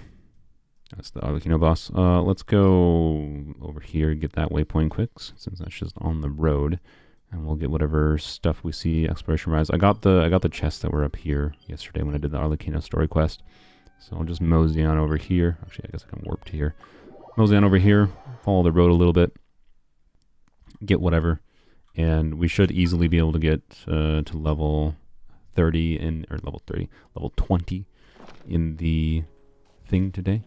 Is this what it interact with? Yeah, must be to be able to fight Arlecchino. So yeah, get to level 20. That's 2 wishes. Get 7 more Oculus, I think, which also should be probably pretty doable in short order. That's another like 100 primos because of the chest, the luxurious chest you get from the shrines. So it should be doable, right? We have 3 wishes. We'll get to 5. Then yeah, we should be able to get to 6 wishes in relatively short order here. So yeah, that should make getting 10 wishes for Sunday stream, the start of Sunday stream, very, very easy actually. You know, factoring in dailies. I didn't actually need to kill this dude. Yeah, which is good. And then we'll see what additional stuffs I get. That's the current plan, at least. All right. I need to go back along. Okay. Whoa. Okay. Well, I'm gonna warp back up there. It's clearly a whole bunch of chests on that road I need to get.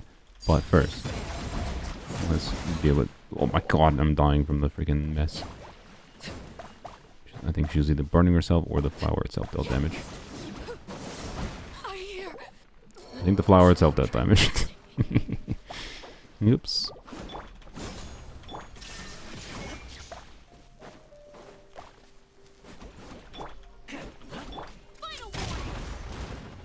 Really? Really?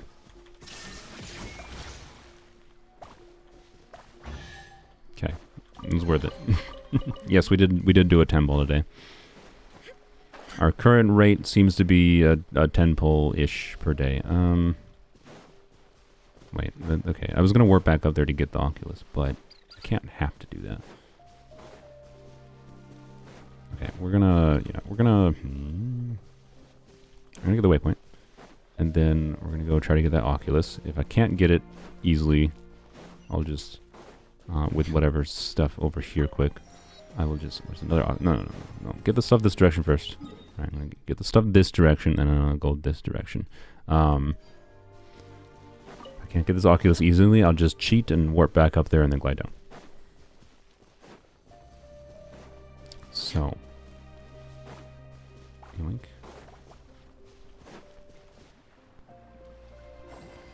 Ah, okay, good. I don't need to cheat. Yoink. Easy. Alright. A whole bunch of stuff here. It's a Sealy. How dare you?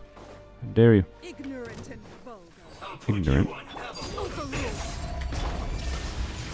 Check this out. Alright. Play him. Stop right there. Play him. Drop your weapons. Play him. Be free. Oh, I need a thing. Okay. Oh, yeah, one thing, there's also, I think, like, With which to commemorate achievements I can get from fishing that I have not done. But I don't think I want to do that. We're talking like 20 primos that would probably take me like an hour to get for farming up. What is it? I don't know. I think...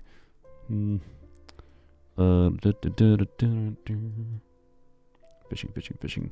There it is. Catch 500 fish successfully. That was not the one I was talking about. It was unlock 20 fish archive entries, and then buy a fishing rod from the fishing association. Like, this is 7 new fish species I think I had to catch to be able to get that. Staring And into that my eyes is ill-advised. it's not that many fish, but also it's 7 different species, and that might take a weirdly annoying amount of time. I almost drowned. Another Can you not? Get too close. I got you covered. illusion shattered. Why did that dude run all the way over there? Final warning. Drop your weapons. I can still. Hello. Just poked him. An impressive bounty. Yes, we still have C6. We are grinding still.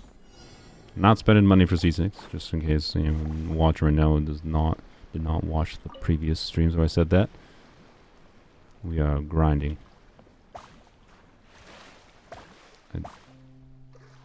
I'm missing something here, clearly. I mean, okay. What I can do...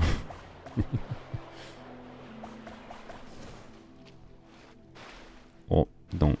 No. Really? Just jump, lady. Why? Game.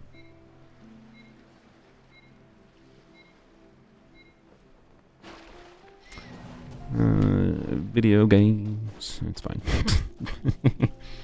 Okay. Let's see. I love puzzles that don't tell you how to complete them. Yeah, no, I'm fine. I'm fine trying to figure this out. Right. My Chivalrous. She's a 2-piece DPS build.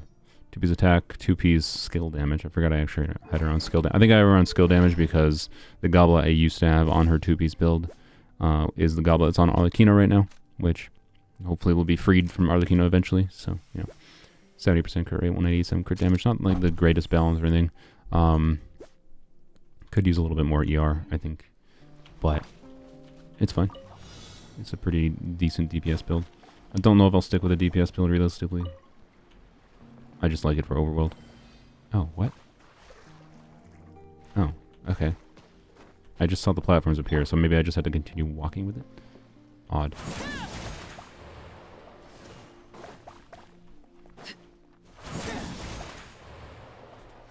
Okay, you can jump while you're doing that glide. Interesting. Interesting.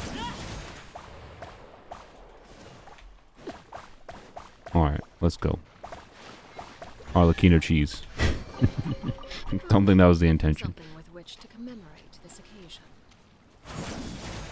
Use a Fontaine character to dive up? Yeah, I could have. Chivalrous is the only Fontaine character.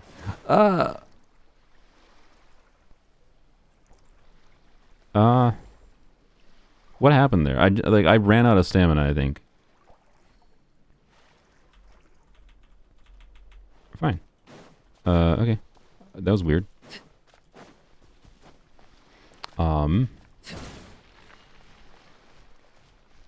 something else, wasn't there? Oh yeah, there's something over here, I think. Also, I didn't find the can't take a drink of water. I didn't find the power up, the battery.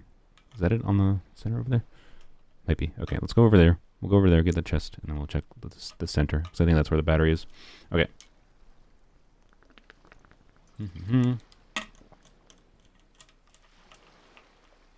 Oh yeah, you can't drown in Fontaine. Yeah, I forgot. I forget. Any primos? Not that many. We have 206 with 2 wishes, and we should get 2 shortly here with the sigils. And we should get more from the things, but we're not doing any more wishes this stream most likely, unless we somehow get to a temple, which I do not suspect will happen. Transfixed. Stop right there. Here's backup. Shine down. Yoink. It's powered off right now, huh? An impressive bounty. Okay. Okay. Is this something I already did? Why would I have done that but then not? Check this out. There is no escape. We have C5 Arlecchino. Hence why, and we lost a 50-50 to an early Tignari yesterday. So hence why C6 is now guaranteed, and I am quite confident I can get it. Just gonna take a little bit of grinding. With how much time is left in the banner, I'm quite confident we can get there. The event starts on Monday, which will help out quite a lot too. If we had lost a 50-50 at Pity, it would have been a lot more iffy, right? Because, like, if we had lost 50-50 at Pity, we would have basically gotten to Pity today, right? And then I would have had to start grinding out another, like, 75 wishes. So the early 50-50 loss sucked. That wasn't a 50-50 win for C6, but I think it has ensured us to have a plan to be able to guarantee it. I think there's enough content for me to do in relatively short order, just, a lot more time. Yes, not activated, to be clear. It's C5. I'm waiting to do I will activate, I think, all the constellations in one day, but my current plan is to do a live stream activating all the constellations and testing out different things. I don't understand. Let's go check it. I just left it. Just left what? I just left it. That puzzle is already done? How's it done? What are the switches for?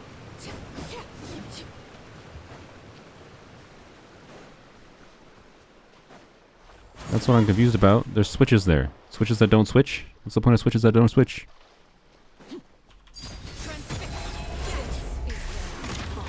I collected the chest. The chest was like for killing the enemies. Don't get too close. No, I know. I do know that. I'm not that dumb. My confusion is there's switches. What is the point of the switches? Did I just activate the switches by accident or something and trigger something? Is that what happened? That might be what happened. I didn't notice the switches getting triggered.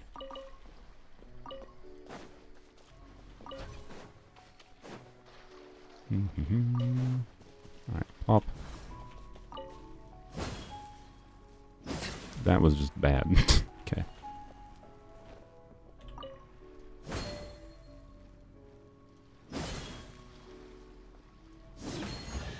Easy. Arlecchino is on two-piece, two-piece. Two-piece attack, specifically. So, with a Pyro Goblet. Pyro Goblet versus attack in this team is very similar. In my testing so far, I think attack Goblet would be... Actually, no, I think attack Goblet might be slightly better stat for stat, but because of the fact that I have C6 Chevreuse in this team in particular. But I think why am I using? Oh yeah, I'm using Pyro Goblet because it's an onset Pyro Goblet right now. Yeah, because I'm using this feather, or sorry, using this Echoes piece, and then the Echoes Goblet, and then 2 of the new Burning Set artifacts, and then using an off piece timepiece. So. I'm pretty sure that's better than Echoes, by the way. I think in previous streams I tested Echoes quite a bit, and 4-piece Echoes is fine. It does function on her, but I don't think the value you gain from the 4-piece bonus is enough to justify actually bothering versus my 2-piece combos, which are better. Like I have better crit ratio, right? Here comes trouble. Here comes trouble. Make it double. Bang. Looks like I went too far. Massive bounty. There's a big old beepy truck outside. Okay, there's an Oculus there, but before I warp back there, I'm gonna go warp over here. I'm gonna walk along this road in case I missed anything. A or Raiden Shogun? Like, what do I call her? I call her Raiden usually, because that's her name in game. That's what my brain sees. That's what my brain say. I feel like there might be a chest here. Oh, there's literally one right there. Okay. What do I have to do for it? This puzzle, huh? Or these things. They're barely even puzzles. They're usually just like figure out what camera to look at. Maybe this is part of the quest. I don't know. Okay. Well, that didn't help. Something you wish to report? Go on. You have my undivided In your opinion, what's the attention. best team for Arle? The team you like playing. Okay. Oh, that powered on the door. I see. Okay. Do. Why did I have to interact on with the chest? That was weird. Alright. Greater pleasure is Odd. there than the unexpected. Yeah, like Arlecchino has. I rambled about her a bunch, right? How. What are you doing? You're just like cowering in fear. Against what? Is there something here? My dude, are you okay? Oh, I see. Well, we're gonna start. Hopefully, this is not. I swear to God, if this gets stuck in dialogue for 10 minutes, I'm gonna be mad. I just want to accept the quest, okay? That's all. yeah, Arlecchino fits in a lot of different teams, right? So, and feels good in a lot of different teams. One of my favorite teams, I enjoy playing over Chevrolet's teams a lot, and I've been really enjoying the Candace Vate variation. And what team is going to be best is going to depend on the situation a little bit, right? Like, and the characters you have, the investment of the characters you have, right? Yeah, we did a 10 pull earlier. So, Virgin Arlecchino with MH is actually good. Easily cleared the Abyss. Nice. That's cool. Good to know. I have not actually messed with Virgin Arlecchino this current Abyss. It should be actually a lot better, this Abyss, than it was the previous one. Because of it being more AoE incentivized. But anywho's, yeah, a Virgin Arlecchino might be one of the better team options you have available too, depending on the characters you have, right? So I don't know. She feels good enough in a lot of different teams, and like the team DPS performance in high performing teams doesn't feel so heavily variable that I feel like she has any one given best team, is what I would say. But if you want to see like the biggest number from Arlecchino possible, you probably want to do VV Vabe. Something like the, you know, unironically, my current one I'm enjoying playing a lot is the Bennett Kazuha Candace Arlecchino with Candace C6. The team rotates really fluidly, you get really big numbers on Arlecchino, and it feels nice to play. So, you know, but it's not like that's better in all situations, even. So, Bennett will have problems with Arlecchino, and that can be a reason not to play the team, right? So, yeah. Current Abyss is annoying because it requires Pyro on both halves. I mean, you want Pyro on both halves, yes. You don't need Pyro on both halves, but yeah, the Coppelius boss is the real annoyance on this. As far as elemental requirements on the first half of the current Abyss, I wish they didn't do that. But, oh well.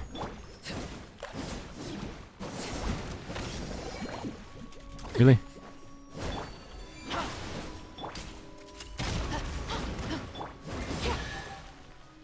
Stupid plant. What greater pleasure is there than the unexpected? Ow. Everlasting Hopefully she dies from that. Yes. Okay. What's this? 20 seconds, huh? I think this is a task for Zhongli.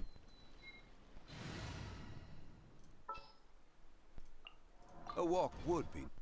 I'm here for the third time, semi-Genesis crystals. Question, why do you think that works? I mean, maybe it's worked for you in the past, I guess. I'm not just going to give away Genesis crystals or Welkins to people that are just like, I want them. That's a real dumb, bad precedent for me to set. I'm just not going to.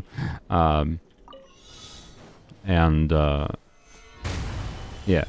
So, I don't know. I'm curious why you think it's worth. I appreciate you joining the streams, but you're probably not going to get anything from me. The only time I'm going to give away Genesis crystals or whatever, or Welkins, is if I do a giveaway, and it's going to be like randomized in some form. It's not going to be just because like you asked me. So I did it, so I thought it would. Okay, that's fair. What if you say please? True. Say please, but really loudly. No, that will change nothing.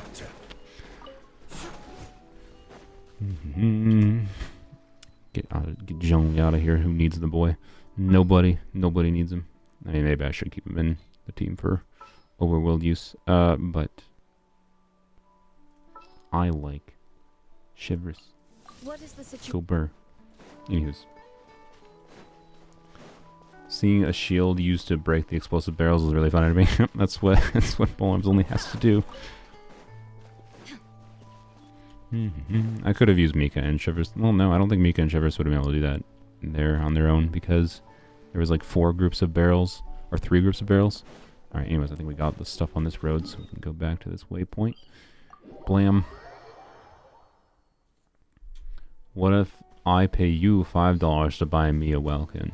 I mean, if you do $5 through YouTube, YouTube takes 30% of that. So, you're giving me less than $5 technically to buy you a Welkin, so I would lose money in that exchange.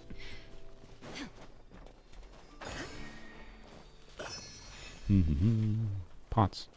These are not pots. They are pots. Okay, they look like pipes. I thought they were pots at a glance, and then they looked like pipes when I looked at them, and then they were actually still pots. Will I get frostbite? Will I? Truly? Poke. Okay. Let's see. Let's see. What is that? Up there. Did I go up there? I think I... frick. What is that stuff? See, this is a moment where I wish the game had, like, Breath of the Wild's, like, scope in and, like, place a ping on the map from something you see in the distance, and then it'll place a ping on the map, like, yeah, the tower you're looking at is this. And I'm pretty sure I did that. I think it is that. Yeah, it must be that. But then there's, like, some crap in front of it that I think I got it. I think I got it all. It's fine. All right. Brah, that almost one shot wasn't satisfying. I know. Let's see. Is the quality still looking fine compared to previous streams for anyone that watches, by the way? Normally. Because we are on ultra low latency, right? So I should be able to react to chat more. Be able to do more interactive things if I set up other things. There's a chest. Sneaky, sneaky chest. And, whatnot. Hello? Oh, it's not a chest. Okay, you can't blame... I thought there was a common chest sitting up here. They do that all the time. What I saw was the top of this thing, but like, it was at an angle that it looked like it was a chest, right? So like, as I fall down here, look up there. Can you blame me? It looked like a chest from this angle. It absolutely looked like a chest. Okay, that's fine. Oh well. Shoot me. Poke. This has a ceiling, I assume. Looks like I went too far. Oh, I can go up here. No, I can't. This is not the top. Yep. No, it's blocked, of course. I think this is blocked with, like, one of the two... I think this quest. I'm not 100% sure, though. I have managed to glitch into one of these before, by the way.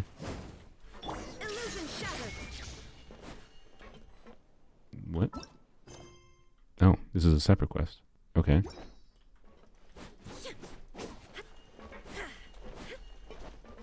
You know, I could just do the quest, or I could break in.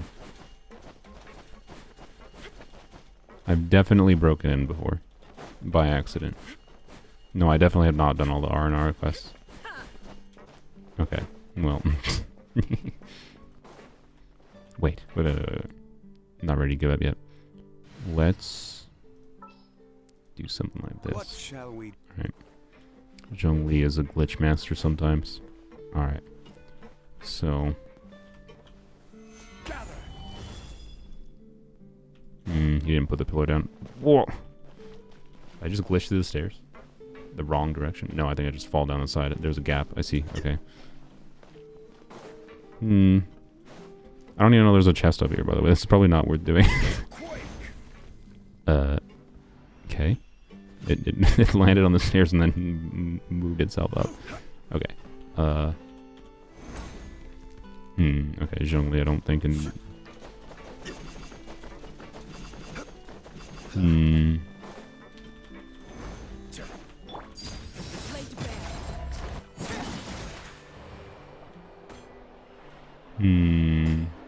Oh. I didn't take any fall damage. Wow, okay. Okay, that's probably not worth the time. Alright. Managed to get C6 Arlecchino and 430 pulls. Didn't lose a single 50-50. Good lord, dude. I think my... Well, I'll definitely do a recounting of, like, what it ended up being for me. I'm pretty sure the average will end up being... Is the Oculus on top, or is it? It is on top. Okay. I'm pretty sure the average for us will... The total amount of wishes spent for C6, I think, at the end of it all, assuming we get C6 at Pity in particular, will be relatively average. Like, it's going to be around the 650 range is my guess, and I believe 700 is the average for a C6, when you factor in earlies and 50-50 wins and whatever, etc. And it might not seem like that because of how lucky I have gotten with Stay close the and early C3, early C4, and early C5, but they were all at like the 30-ish, 40-ish range. And then on top of that, I got quite unlucky with C1 and C2. Like, it was, like, I think that took 300 wishes, if I recall, or around it. And that really brings down the average, right? So, ultimately, my point is I think it actually is balanced out at the end of the day. With it being, the end result I think is going to end up being slightly above average rate, but not actually that insane. Which is interesting. Oh, don't miss. Okay. Okay. Is this how I do this quest?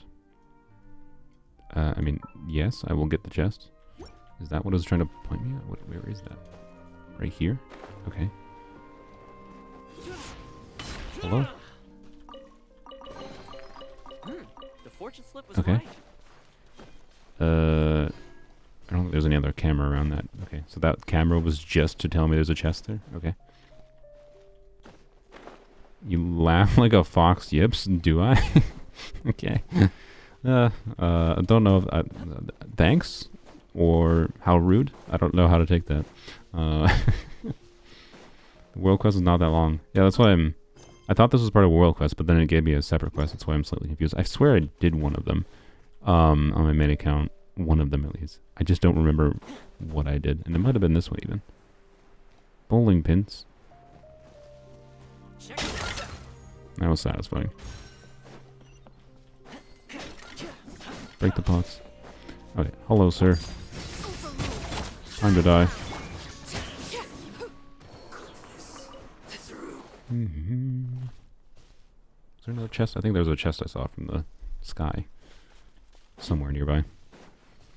There's also the challenge up there we should go do. Oh, it's over here. Over here, over here. Are you?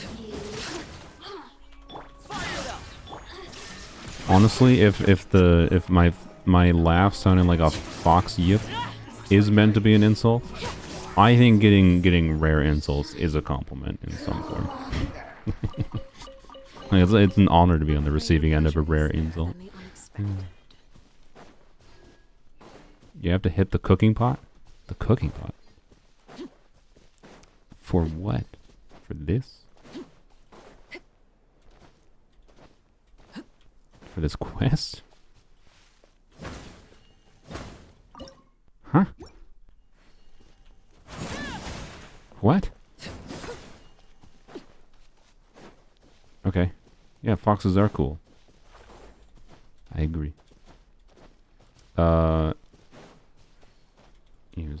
C6 scaffold was in a similar amount of pulse since it was 514 for E6S1, yeah.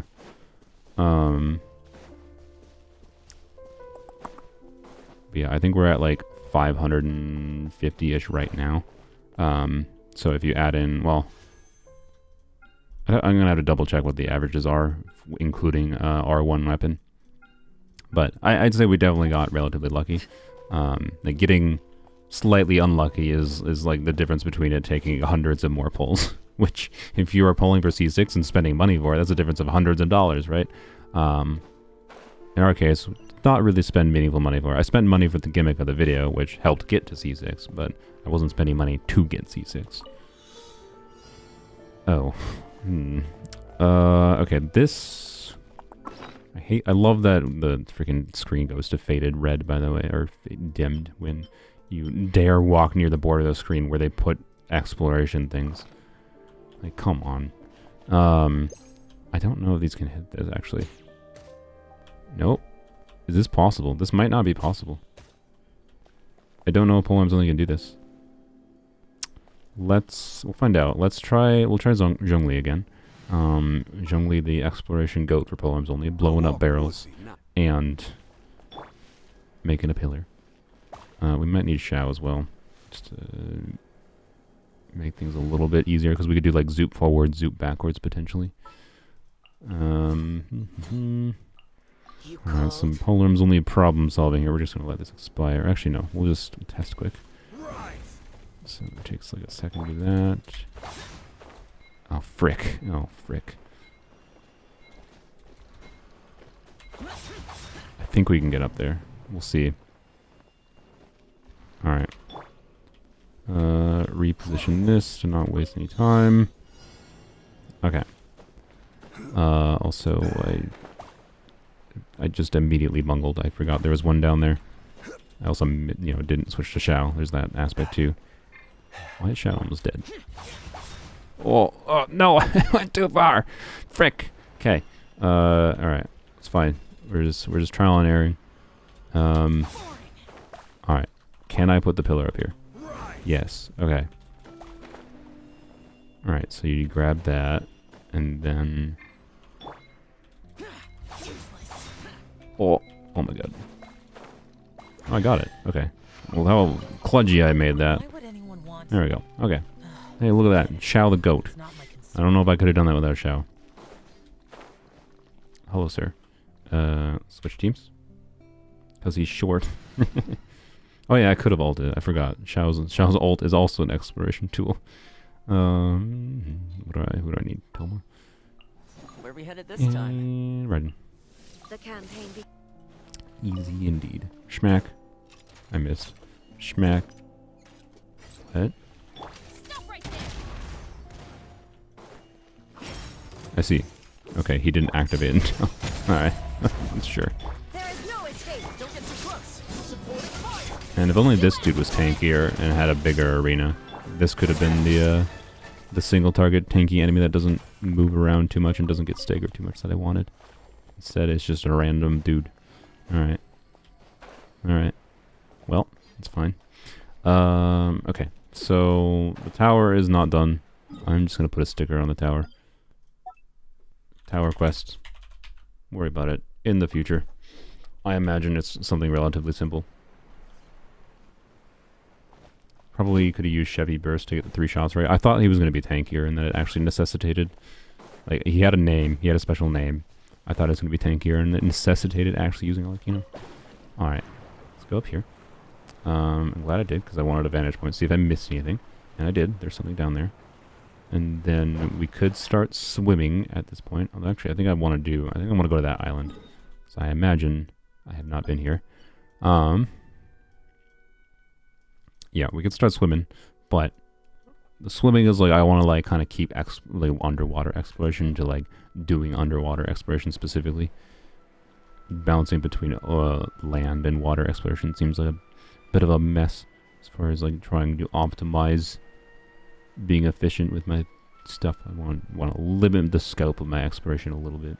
Treat them as if they're separate sections. And I think they're more digestible. Hit the cooking pot 4 times? Okay, fine. I'll go back. I swear to God, if I have to hit the cooking pot 4 times for the quest, that's actual nonsense. But I will do it. You know what I was saying about not going underwater? There's an Oculus underwater. Okay, we're gonna break the thing I just said I wasn't gonna do. I wasn't gonna go underwater. I'm gonna go underwater.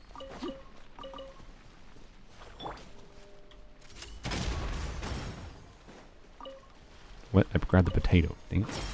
There we go. Okay. Grab this, and then we'll go whack the cooking pot 4 times. Blam. Where is it? Oh, it's over here. Right there. Good. Easy. Yoink. Are we at 30 yet? No, we need 3 more. That's fine. We should still get there. We do have enough for level 10 in the, level 20 in the Fontaine fountain, which is good. Fontaine. And let's go see where this takes us. Hopefully back up to the cooking pot. We'll have to go back up here anyways, I suppose, to glide down to that little middle island thing.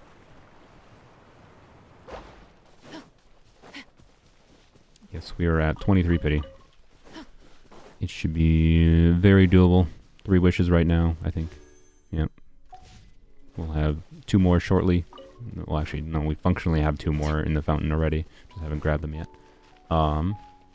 And then, with some grinding, like with some quests and a little bit of exploration, I think it's... I'm probably not going to play much more tonight, I think, unless my editing takes less time, I think. But I think I could easily grind a 10 pull today in relatively short order.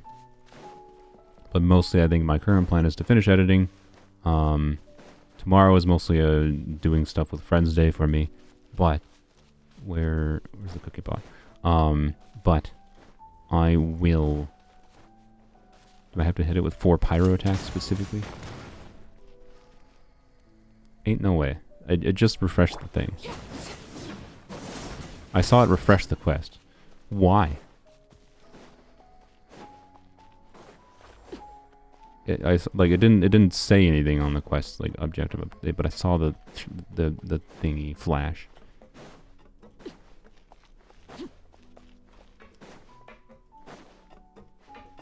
What? No. Okay. Huh? Why did it flash? Am I just being... I must be being trolled, right? Like, with the cooking pot. I have to be being trolled. There's no way. There's no way. No star glitter. We've been using star glitter, so yeah, we have 0 right now. I converted... we just got a bell from Standard Banner and actually converted star glitter to a wish, so, you know. We functionally have 5 wishes right now. Should easily have 6 wishes by the end of this stream. I wouldn't pass it again. This is the last part of the quest. The flash was probably to get to part 2 or something. Oh, you know what the flash was? The flash was because I went out of the range slightly. Yeah, that's why. It just coincidentally happened like as I whacked it, and I thought it was triggered from me whacking the pot. Yeah, no. Okay, so, yeah, that's not something I can do right now. It's probably part of the quest. Okay. Alright, that was a waste of time. That still might be what you have to do, to be clear. Just, I think I can't do it right now. Your Peru area cons, we are at C5. We have a guarantee for C6. We should get there. Should not be hard. Hopefully. Well, I mean, hard. It's probably going to take a good 20, 30 hours of grinding. And it's absolutely not worth it. Like, the 50-50 loss, I said this before, the smart decision should be to just stop and start saving for the next Polearm character, right? Like, the best example would be like, you know, if the Pyro Archon, if I somehow get lucky into the Pyro Archon's a Polearm character, yay, another Pyro Polearm, first of all. But secondly, hey, you know, that's a Polearm 5-star that might have some relevant constellations. It probably makes more sense to save for Pyro Archon constellations rather than exhausting my existing Primogems. Or at least exhausting the easy-to-access, farmable Primogems in the game in favor of just getting Arlecchino C6 instead. But I can't stop now. There's no world where I stop now. So, you know, and I really like Arlecchino, so screw the Pyro Archon, even if they're a Polearm user. Screw them. They probably should be a Claymore, though, yes. If we're going to get an Archon, I would rather the Tsaritsa be a Polearm than the Pyro Archon. If we're going to get another Archon Polearm, I would say. But we'll see. The Tsaritsa's, you know, a while off, to say the least. So not like I'm looking forward to that much. What this account actually needs would be, like, more cryo DPS options would be good. And I imagine the Tsaritsa, if any character could enable Arlecchino to melt consistent in Polearms Only, it would be the Tsaritsa. But also, that's a while off, so, you know, not exactly a relevant consideration for today's actions.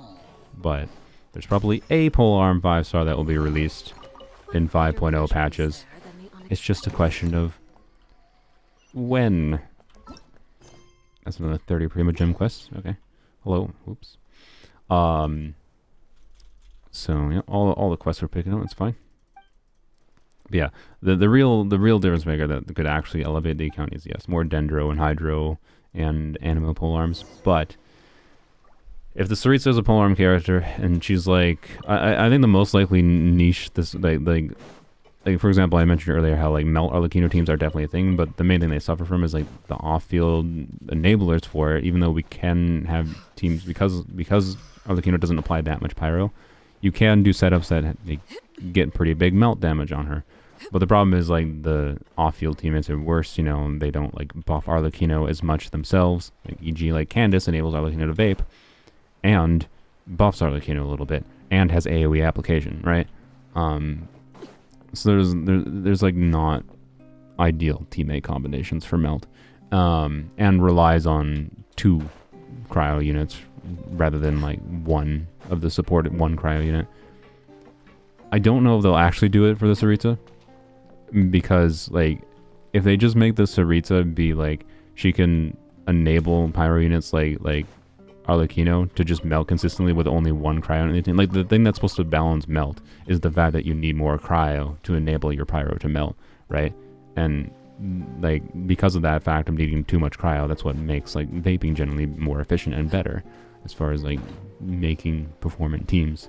But the Sarita might be the one to do that. Like, if anyone's gonna do that, if any character in the game is gonna be a cryo character that could self-enable someone like Arlecchino to melt consistently, like, I don't think she'd apply enough cryo to get Hu Tao to melt consistently, because Hu Tao applies way too much pyro. But there is a decent chance, I'd say, that the Sarita applies enough cryo off-field. We'll see, though. It's not a relevant concern right now.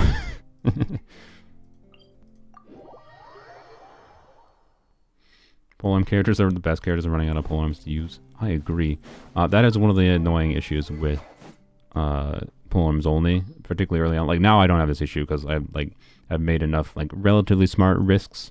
Like, the second Homa, honestly, was, in hindsight, not that good of a decision. I should have just saved the wishes that I spent on the extra Homa to get a second copy of Staff of Scarlet Sands instead. That actually would have been a lot smarter. But oh well, hindsight is 20/20. It's fine. Having 2 copies of Staff of Homa is still not terrible, and it looks really nice on Chevrolet. So, you know, how could I not give Chevrolet her best looking weapon? And it's also probably her best DPS weapon, in general, regardless. So, you know. Anywho's. If the Sarita's even playable, I can't imagine she's not gonna be. But I don't know. They have also, like, shrouded her in mystery, so maybe they won't make her. I don't know. This is a whole thing here. What the heck's going on? Okay. Got these. There's a Sealy. Okay. There's a chest over there too. Okay. Is this just a multi-part thing? Like, I have to go deal with that chest, and then yeah, it must be. I think we'll see. All right. Bang. Bang. Bang. There we go. Okay. Alright, should we go up here first? I feel like... Well, no. Okay, I was going to say go up here first, because, like, this, we can just, like, do this corner quick. But then I feel like we're going to go here, and we're going to go here, and then we're going to go here, and then we're going to go here. Yeah, so... no. Finish this thing first while I'm here.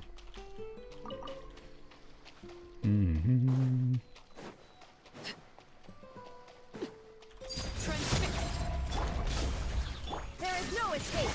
Yeah. Oh yeah, so what I was saying before finishing the thought, one of the more weird annoyances with doing a 1 weapon only challenge in the game is making sure you have enough weapons to put on the characters.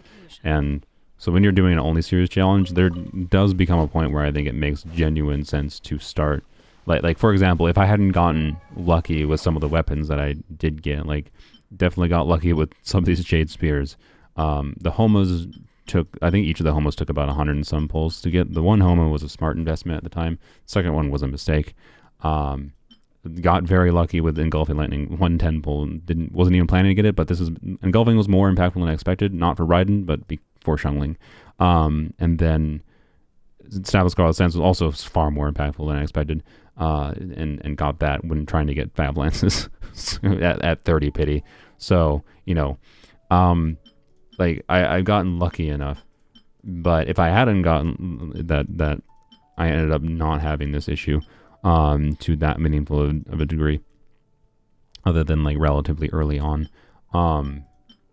But it's a situation of like you need so many polearms, right? Because when you're only using polearm characters to equip the polearms with, that it genuinely can become an issue, particularly early on, what to equip the characters with, and it can make strategic sense on a weapon only account to pull on the weapon banner eventually. Like, if I hadn't gotten lucky with weapons, it would be far smarter to wish for weapons to equip characters with to have more options than it would be to wish for C6 Arlecchino. And again, C6 Arlecchino still doesn't make sense now for this account. I'm just doing it anyways because it's fun. And because I'm dumb.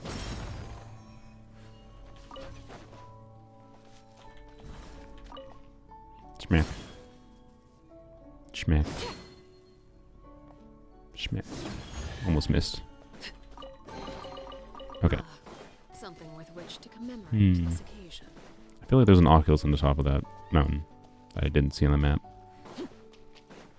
Okay, what do I do here? How do I unlock the thing? Can I move this? Oh, you can move that. Oh my god, brain. Huh? Oh, okay. So that toggles... How many are there? There's 1, 2, 3, 4, 5. Okay. So it toggles those ones to be locked and these ones to be unlocked. Weird. Okay.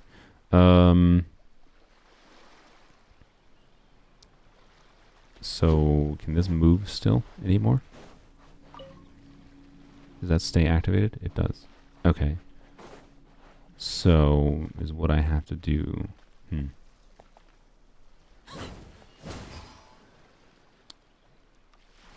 But as soon as I toggle it, it becomes unactivated. Okay. No, that's activated again. I feel like I need a second one of these things to move around to complete this. It's like I got 4 out of 5 right now, right?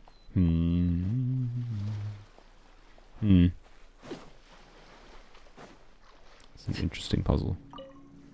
Why does that have a lock on it? Wait, it carries a lock with it? Huh? What? I thought it wasn't gonna be able to interact with it. What? This is a weird puzzle. I'm glad it's an actual puzzle, to be clear. So if I do that, does it transfer the lock?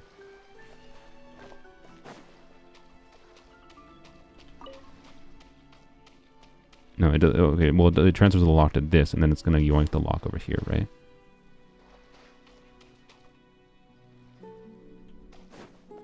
Weird. Okay. Frick. What have I done? Okay, that.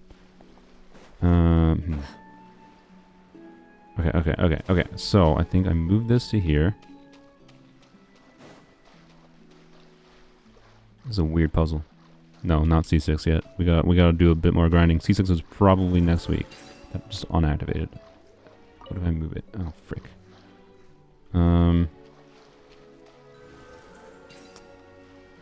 Okay, so it just swaps locking and activating with... This thing swaps locking and activating, and then this thing swaps locked and activated as well. Right? So I need to reach a configuration wherein only one is... Oh my god, this is a complicated puzzle. Okay. I'm gonna think about this puzzle not on stream. I like this puzzle. I'm gonna think about this puzzle on stream. Maybe it's not that complicated puzzle. I don't know. Puzzle. Kinda hard, I think. Okay. It might give... If it gives you a common chest. Oh boy.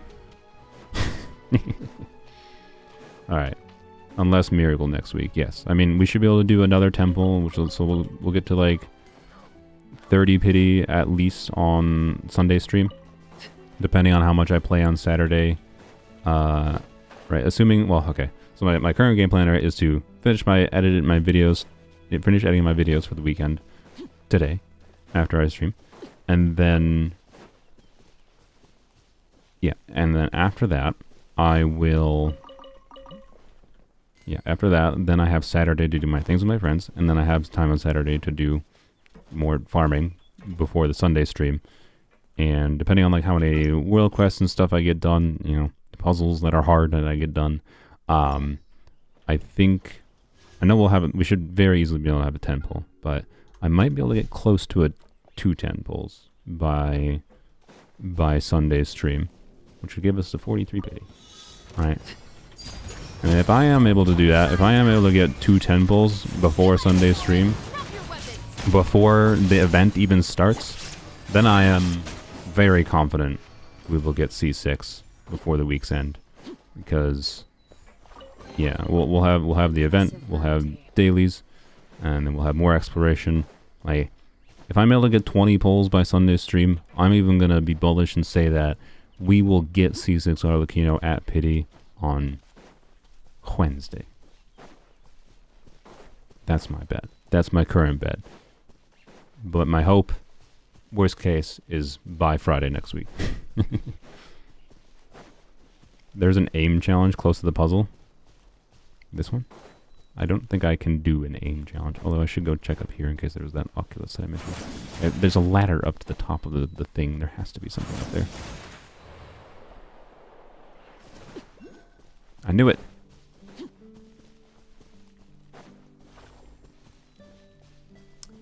It's like the Inazumas, you solve it not knowing how. It just happens. I mean, yes. Just try random BS and the puzzle might solve.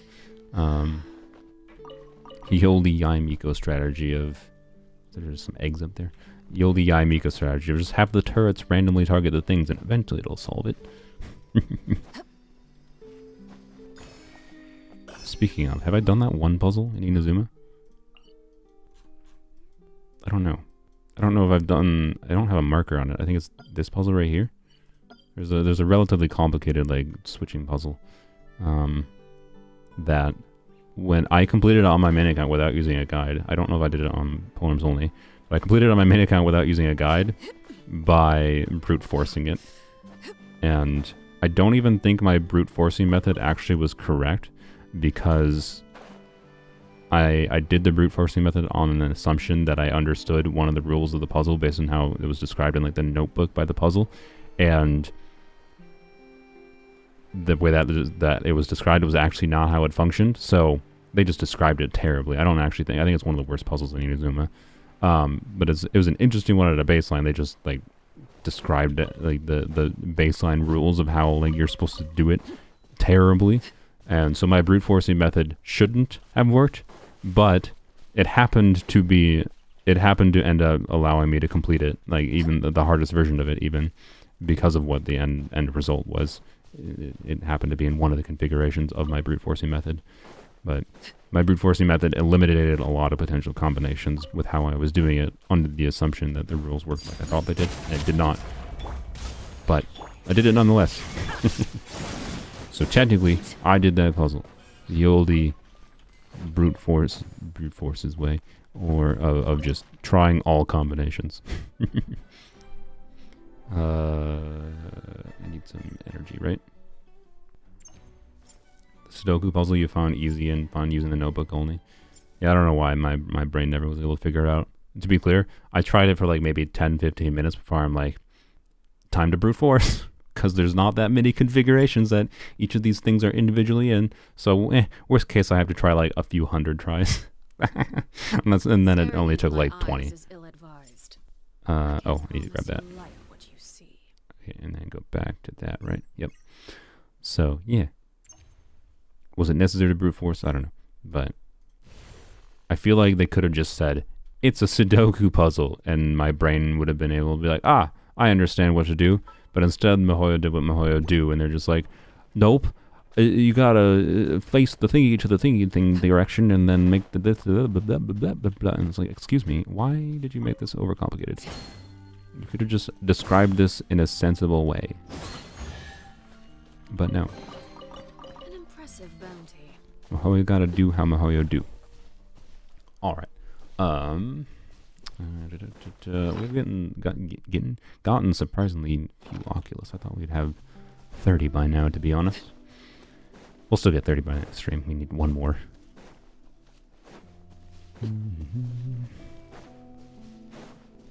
I think I didn't do one of the challenges over there, by the way, but it's fine. I'll return there anyways. I'm just going to put a marker here. time trial. Just so I don't forget. Alright, let's go get this chest, then we'll get the waypoint up here. Fire it up. There is no escape.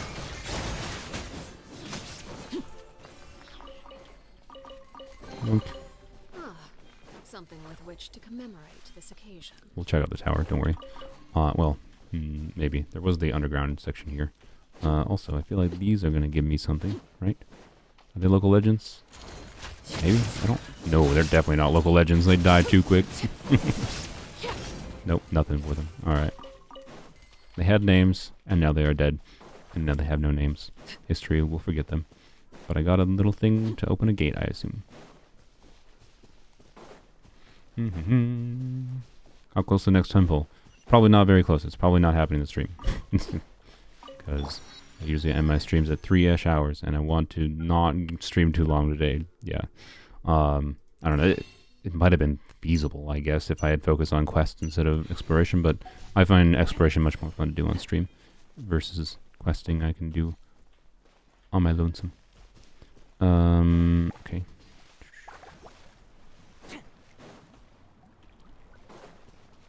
Whack.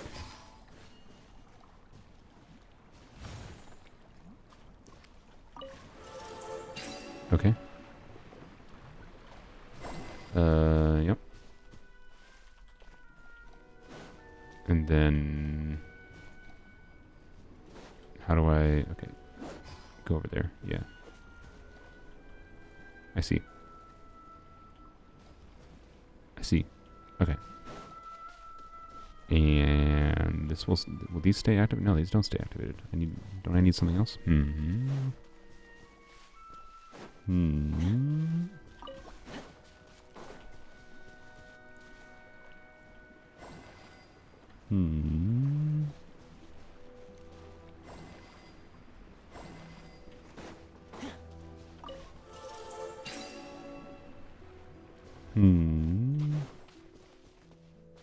animal thing up there.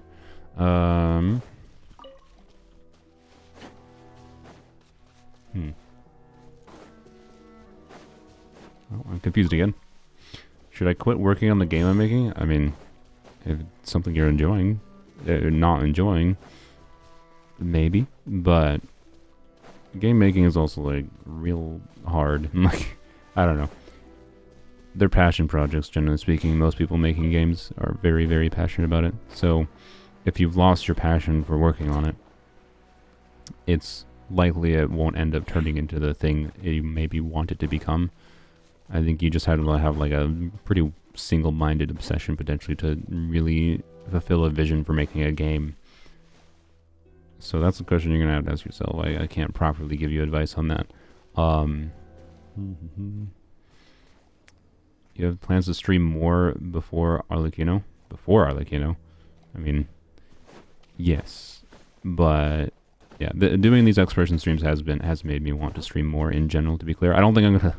After we're done getting C6 Arlecchino, I don't think I'm going to stream as much of this. But, like, one thing I mentioned yesterday is I don't... Okay, what? Why is this one rotating around? What is the point of this?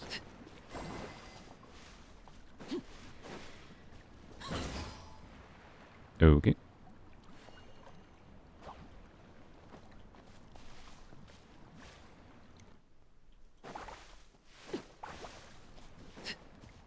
I don't get it. I don't get it. I can use Candace? Oh. Was that really what you're supposed to do? Just use a freaking Hydro character? That's real dumb if so.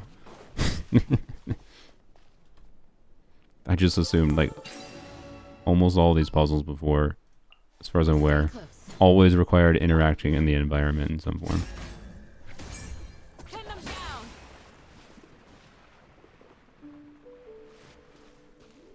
Do I need more? Wait, I triggered this by accident. Dang it.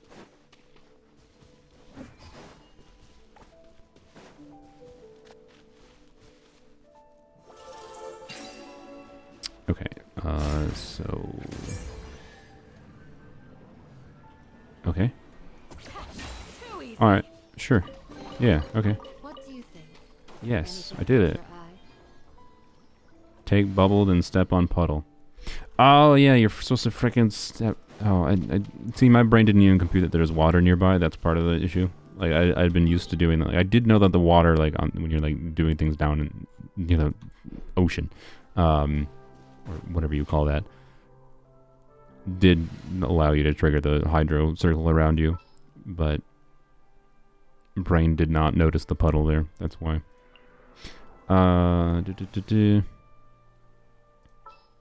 whatever, I'll just keep Candace active. Wait, no, I need to switch to Shao. That's why I switched. Wait, it's locked. Why is it locked? All the locked things. My passion burnt out recently with finals and stuff. I love the characters that I've made and I want the game to come to life, but I just don't feel like it. Yeah, I mean, it might be worth shelving for a while. I would always like make sure to try to like keep a record of it, because like what I have found with like projects that I've run is like I'll get you know, burnt out on it at some point, but I just try to like still have it in the back of my head. If it's still something I am passionate about, I have like passive ideas floating around. So I have like big note lists of different ideas related to said thing to be able to return to later if I so desire. So, you know, don't forget to like keep your records. Don't like self-destruct is what I would say, but it might be worth taking a break from it and seeing if you want to return to it later in a generalized sense. But okay, where's this Sealy? Oh, hello? Where did you come from? This Sealy was not there before, right? Okay, hi. Whatever. Glad to have you. Glad to have you. Enjoy your content, so I'll take what I can get. Yeah. I will. I think I'll stream more because, like, I want to. I didn't even finish what I thought before. I think I want to do like more of, you know, say this style of thing, on my main account, and the main reason for that is just to be able to level up more characters. Like I have, in the like, to be clear, I'll play this much. I don't think I'll grind this much on my main account, right? But I have 1.5 million. 15 million more. And I think I've gotten like enough heroes wits in farming thus far to be able to level another character to level 90 if I wanted. Because I think I had about 1,700 heroes wits before we got Arlecchino, and now I'm back to 1,700 heroes wits. If I recall, I have to go double check the video. Actually, I don't even know if I included it in the video, to be honest. Point though, right? You get actually a meaningful amount of heroes wits in Mora, and the current issue I have in my account is I'm running into like, oh god, I want to level up some characters, like notably Lynette, for a video, and like there's no justification for me to like level Fremine or anything right now, even though I got his C6 too. But it's like that might be 2-3 weeks off because I need to farm Mora and Heroes Wits on top of the boss drops, on top of talent drops. So just doing more exploration would be like, wow, more resources to level characters. Wild. You know, like you get individually small amounts, like 2 Heroes Wits from a chest there, right? But you spend 4 hours exploring around, get 2 Heroes Wits 30 times. That's 60 Heroes Wits, right? Along with the Mora from that and whatnot. So, crazily enough, the game's resources is balanced to make it so you get enough resources from exploration to do more things in the video game. And I'd kind of just forgotten. I'd realized now that I had forgotten since doing this farming for a season. You know, oh, yeah, that might help me solve my problem of not having enough resources to level up things.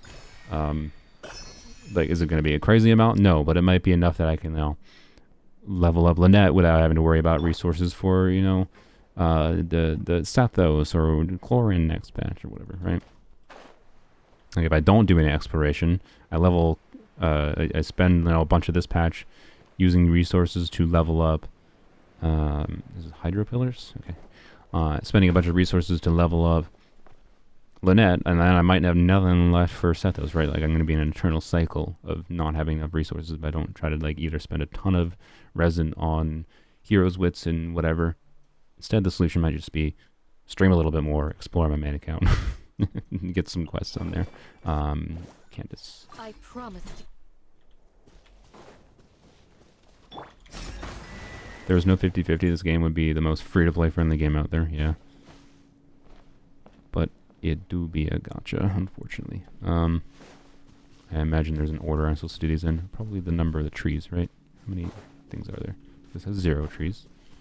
That has 1 tree. This has 3. That is not 2. But maybe it's fine. Yes? Is there another one? Where? Where?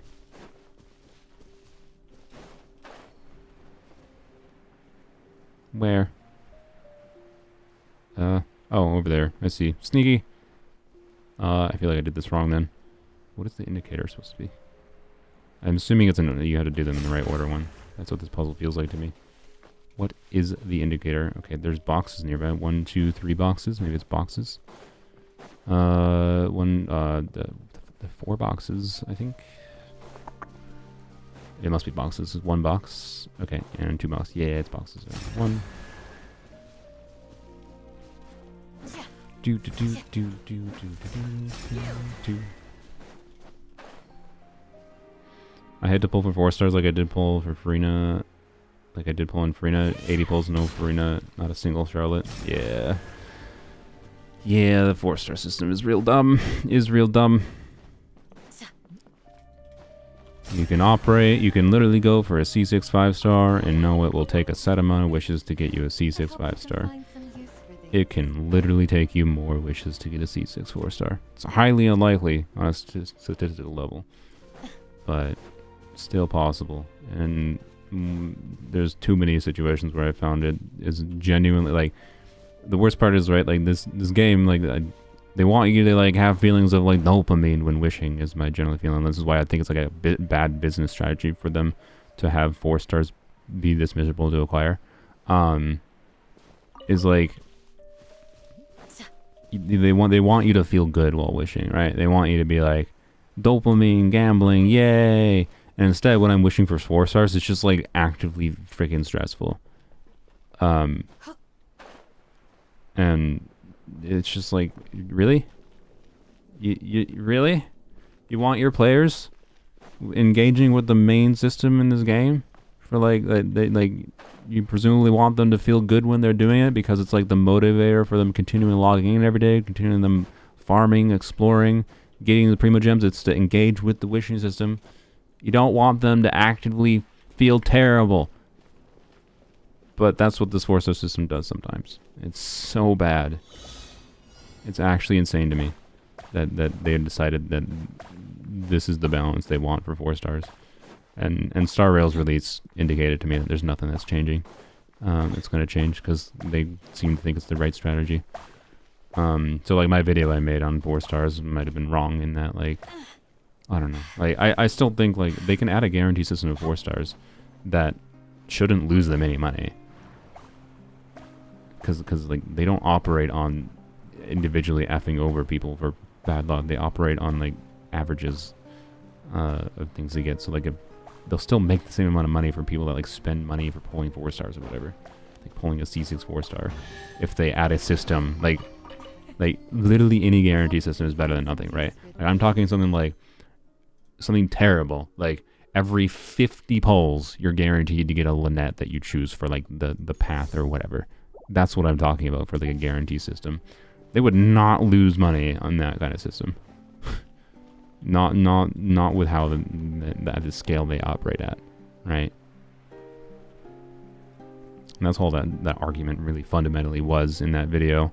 But nonetheless, we must look at the fact that they haven't implemented such a system despite that.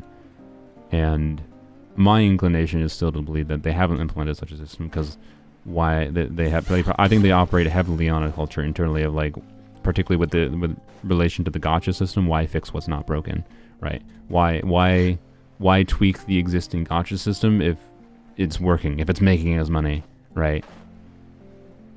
And I can get that on a business level, but I also actively think they have lost a meaningful number of players because of said things like that in the gacha system.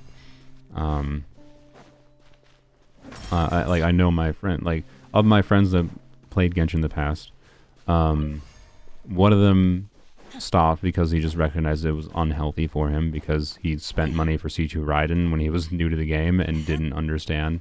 Like, I think it was during like COVID where he like got one of the big like government checks and he dumped like several $100s for C2 Raiden, and like the dude had no actual need for that. There was no friggin' need for that. He just fell into like, I like Raiden.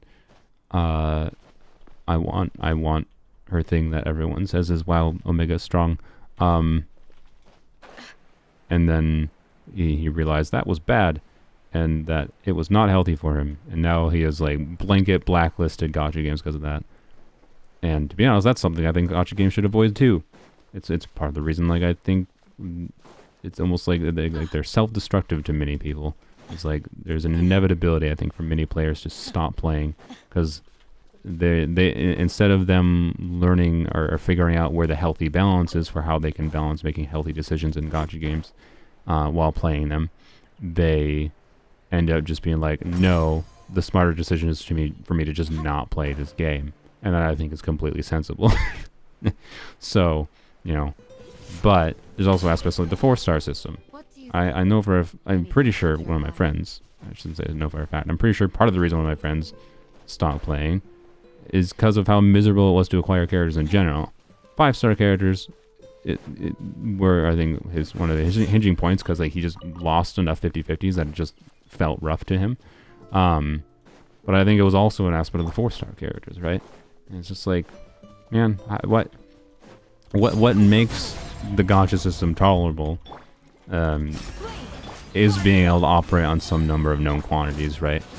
Like the fact that I know that now that I have a guarantee for C6 Arlecchino, I can grind up 50 more wishes, get to pity, and get C6 Arlecchino, right? We operate on known quantities, and they just don't have that for 4 stars, even though why is there an orange on top of that tree? Even though they keep on designing 4 stars to make players really want to pull for constellations.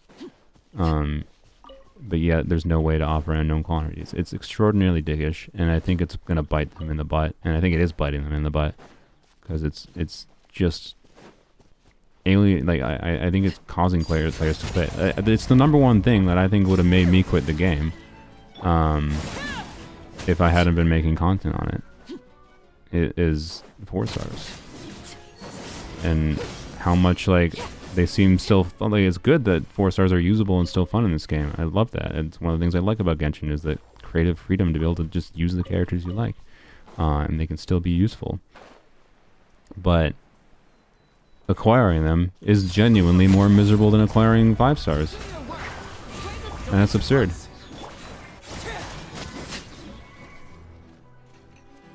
Like, if you're someone who like has Arlecchino now, right, and you know, you're gonna watch my video with Candace C6. You really like Candace, and you got Arlecchino, but you have a C0 Candace, right? And you're like, God dang it, I really want to play Candace with Arlecchino. Well, because you have C0 Candace, getting C6 Candace to play Candace to a functional degree with Arlecchino is gonna be a bit rough for you. And like Candace C6, the next time she shows up in Banner, is likely to be harder to acquire than Arlecchino was for you. And that's absurd. That's absolutely absurd. Candace C6 is not of equivalent quality to a 5-star, I would say. But I really like her. They're just one of my favorite characters. They did a lot of cool, like, they did a lot of cool things with this character mechanically. But like, for her to feel functional, she should not feel like she's more difficult to acquire than a 5-star.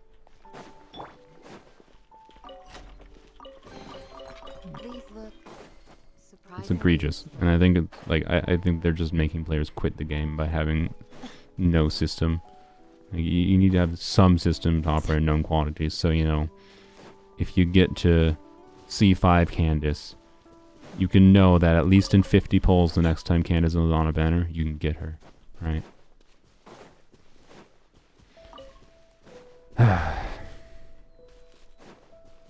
Anywho's, that was a nice little rambly rant there. It's been a while since I complained about 4 stars. Hello, peoples. Is there a quest here? No? Well, goodbye. I imagine a quest will lead me here in the future. But yeah, we kind of just... I was just kind of following the flow of going wherever my brain felt like. Have not been very good at getting waypoints. That's fine. We actually stayed in a relatively condensed area there. So let's go this direction. What are we at? We are at 32 and 65. Nice. Okay, yep. So good progress. Good progress. Nothing crazy, but good progress nonetheless. You got C1 Arlecchino and not a single Xiangling. Thankfully don't need one, but I imagine if I wanted C4. Is Xiangling in the shop currently? Was she last month? No, this is Ben and Lisa. Okay. Yeah, I mean, if you don't have C4 Xiangling is one of the most impactful constellations in the game. To be clear, that's a side effect of Xiangling being like the main relevant off-field pyro in the game.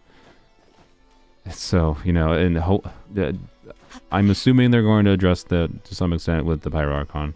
Like I said, I think my theory for the Pyro Archon is she's going to be, or I think the Pyro Archon is a she. I think the Pyro Archon is going to be a mix between... Where's this Oculus? I think the Pyro Archon is going to be a mix between... Is it underground or is it in this tower? Bennett and Xiangling, but you know she's not going to be objectively better than most, but she's going to be kind of them fused into one unit, but does less pyro, like pyro application than Xiangling, does less of an attack buff than Bennett, but does a little bit of both, and still does meaningful damage and off-field application of her own that can be used, and that's what I think the Pyro Archon is going to be, and she's going to have some gimmick to interface with it, to be able to actually, you know, get those like attack buffs or whatever, like e.g. like Farina's gimmick. An impressive bounty. But and that would mitigate the need for something like C4 Xiangling. If you don't have it though, it is one of those constellations that is, again, an example of like, hey, boy, this is something that's genuinely worth pulling for. So anyways, I'm not saying pull more for this banner. I'm just saying it's one that can make sense to pull more. And it's one that is an example of like, it's real rough that there's not a system. Like if you have C3 Xiangling, it's real rough that there's not a system to know that you will get Xiangling in the next 50 pulls at least, right? That's all it really needs to be. It just needs to be a really bad guarantee system, and that's still an improvement. I think part of the reason they might not do or have like truly consider doing a guarantee system is because they know that the guarantee system they would implement would be so bad that people would like most players would not be super happy with, you know, a guarantee system that only guarantees a specific 4-star once every 50 or 60 pulls, which is sensible. I would not be very happy with that, but some guarantee system is still better than nothing, so it's still like net positive, and I think they should do it. But I think they kind of just like don't want to do something that they know a lot of players would just be mad about. Even because I think the average player wouldn't understand that it's still a net benefit regardless. What do I do here? Where do I need to put this? Do I need to power this up? I don't think wait, do I? No. Okay, there's the camera there. Where's the terminal? There's a thing over there. Okay. Hello.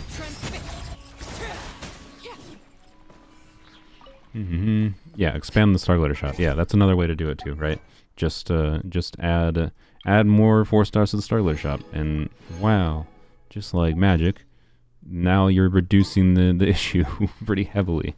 Alright, like, there's so many freaking 4 stars in this game. There should probably be, I don't know. There's a problem of like if they add too many 4 stars of this, right? The rate at which you get the Star Glitter is gonna like make it even harder to choose what to get from the Star Glitter shop. You can already have that problem pretty significantly as a newer player, but it would still help, right? It'd still be a net gain. That's one way to do it that would not anger anyone. I don't think anyone would complain about having more character options in the shop there. So, you know, Why don't they, right? I don't know. Okay. I don't see anywhere I can yoink energy. Do I need to... was this an Oja thing or it was? Okay, nice. Okay. Schmeck. Oh, that made it glow. Okay. So I need to yoink the energy from that and put it in the battery. I see. I see. I can puzzle.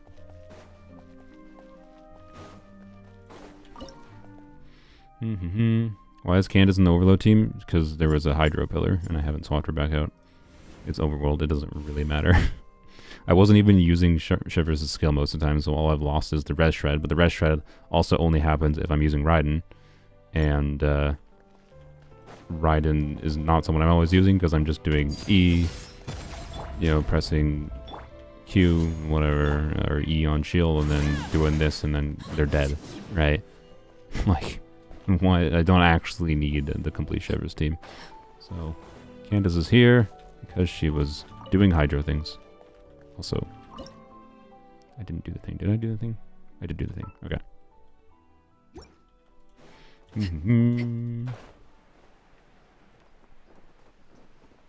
Yoink. Will you be pulling for chlorine? Most likely, yes. I'll be doing the same video concept of what does X amount of dollars get you in chlorine's banner, but my current gimmick for that video is I'm most likely, assuming Sethos is on the banner, I will actually be doing it for Sethos. So to make it more interesting, and it's gonna be a lesson in pulling for 4 stars. that's gonna be the concept of that video. Is because I have a guarantee for chlorine, the chlorine aspect is actually going to be boring that video. So I will end up with chlorine, but I haven't decided how much money I'm gonna, or how many tiles I'm gonna do. It might not be the $300.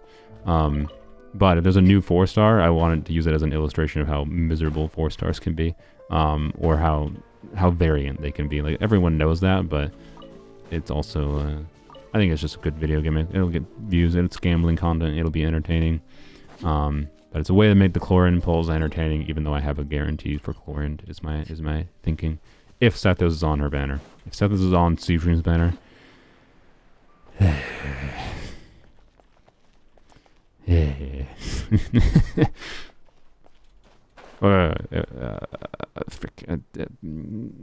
want to get the waypoint, but also there's things over here. Okay.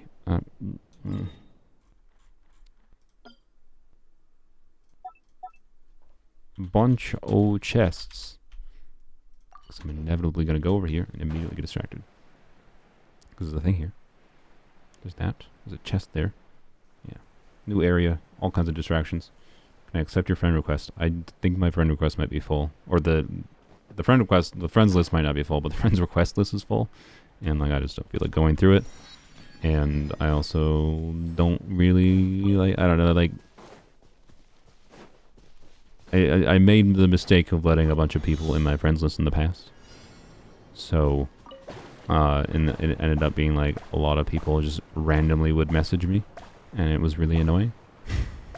Because, like, I'd be more open to it if it weren't for the fact that the Genshin does not offer an option to, like, have it just not show the text messages on the bottom left of the screen, right? Like, if someone sends me a message right now, like, knows of me earned being on the friends list. But if knows of me sends me a message right now, it appears on the freaking bottom of the screen, and it stays there, like, for minutes. Right? Annoying. If I could just toggle that off, I'd be more open to letting people just on the friends list. But also, how am I supposed to decide between who gets it or does not get on the friends list? And the answer is I just don't let anyone on the friends list unless they have earned it in some form. And it's not going to be something I just give you randomly on stream. It's probably something I would do off camera.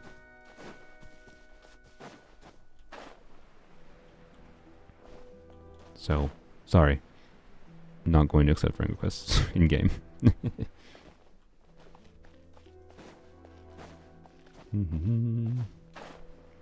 If you need to contact me about something that's important or whatever, I am active on my Discord server. You are free to ping me. You're free to message me as well, although it's probably less likely I see a message than it is a ping, because messages from people that are not on my friends list on Discord just show up in message requests.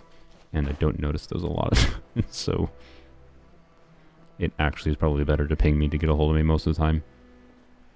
But you can also send me a message too, you know, on Discord. But in-game messages are more annoying to me because I'm, you know, trying to record and whatever. Just don't want random messages, and there was one particular person that ruined it for everyone. Where, I don't even remember what they said specifically, but they said something like not cool to say on stream, and they obviously just said it because they were a child trying to get attention and a reaction out of people, and they very quickly immediately got banned. One of the few people to just instantly earn a permaban from me. So yeah, and it's not about whether or not you're gonna promise to message me or not. It doesn't matter. If you want to message me, use the official channels, not Genshin. You can message me. Just there's no benefit for me to give you the friends list in Genshin, basically, other than making it easier for you to join when we do co-op things. And I don't do co-op things that often in the first place. And also, I would rather not make it easier for certain people to join, that many people to join, most of the time, because if we're doing co-op stuff like we might do on Sunday, I want to make it relatively fair for people to try to join.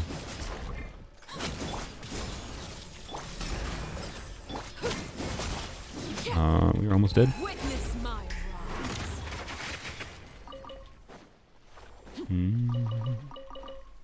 Okay. You? No. Give. Thank you. Schmeck. Alright. I would take Sethos. He looks fun. Yeah, Sethos looks very fun. His C6 enables him to do like both of his playstyles in like one rotation, I believe. He gains like meaningful value from his constellations in general. I can't remember what exactly they all are, but I think one of the notable ones lets him get more charge attacks out, like at least 2 more, which is a pretty meaningful DPS increase. So, you know, as a 4-star DPS, I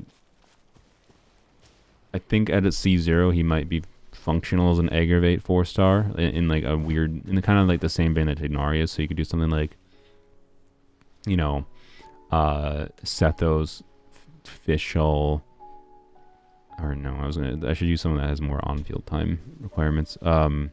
Heck, honestly, you could do something weird like Sethos, Tignare, EI Fischl, maybe. That might work. Sethos might at C0 have a short enough field time, because he doesn't do that many charge attacks. But having that has no shield or a healer, to be clear. So I wouldn't recommend that team actually. But you get the point. On a conceptual basis, he has relatively short field time, I think, at C0. Because he's limited by the amount of charge attacks he can output with his energy draining mechanic to be able to do his charge attacks.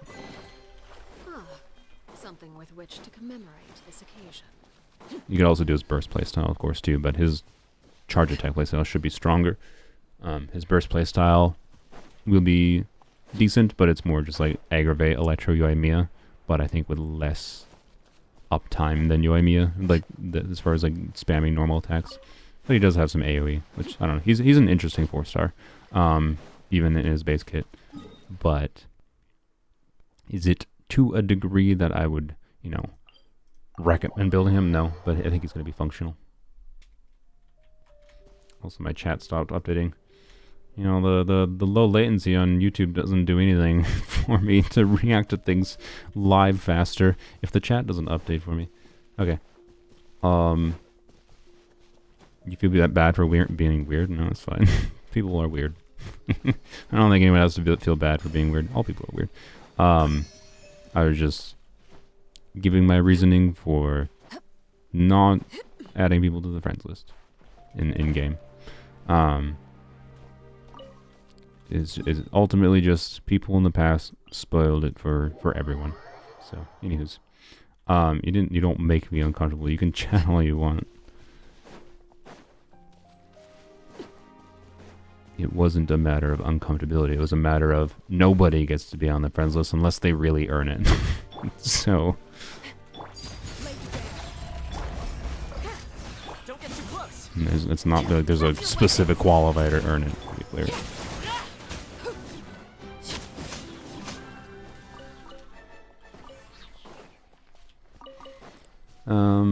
You're gonna be so sad when Triple Kenki goes. It's one of my favorite test dummies. Triple Kenki is pretty good. I actually ended up fighting him, I think, in the Candace. I don't know what I'll ended up editing it. Again, I gotta edit that today. But I ended up fighting him, I think, a good... Hello. Probably 10 to 15 times, at least, during recording for the Candace Arlecchino testing. Because it was one of the better showcases for, like, you know, showing the potential for the AoE application, allowing you to vape multiple times on the Kenkis at the same time. Which Yelan couldn't do, you know, outside of the initial, like, hits of her burst or whatever, right?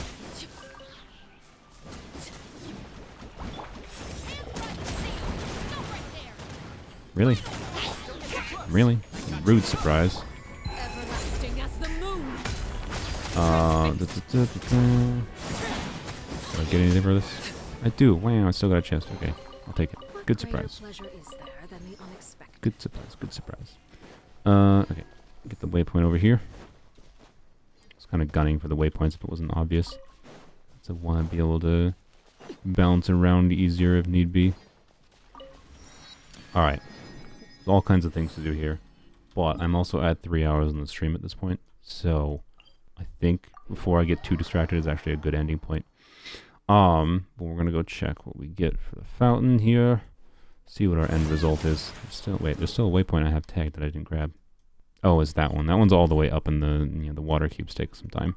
Yeah, that's fine. Okay. And then that's just underwater. That won't take very long. Okay. Good progress though, honestly, all things considered. I think this is again pretty representative, if this is representative of the general rate of, oh my god, and this is not factoring like the fact that quests will get us meaningful progress towards, you know, getting some more wishes too, as far as time investment goes, which I plan to do. Wait a minute, did I get a key earlier? I think I didn't use the key yet. Is the key going to let me get to the 2 standard wishes? Okay, 2 standard wishes to end up the stream. But anyways, 4 wishes there. And then we have 399 primos there, right? So that's 6 wishes. That is actually pretty good progress, right? For only a 3-hour stream, getting 6 wishes out is not bad at all. And yeah, I should easily be able to get a 10 pull for the Sunday stream. And my hope is to be able to get close to doing 2 temples, so 20 wishes, at least near the start-ish of Sunday stream. But we'll see what happens. And that would put us at... What did we do today? I think we're at 23. That would put us at 43, right? So... Yes, we're at 23. So that would put us at 43 if I can get to 20 more wishes by Sunday. And then... Not 20 more. 220. So, you know, 14 more. Which is much more doable.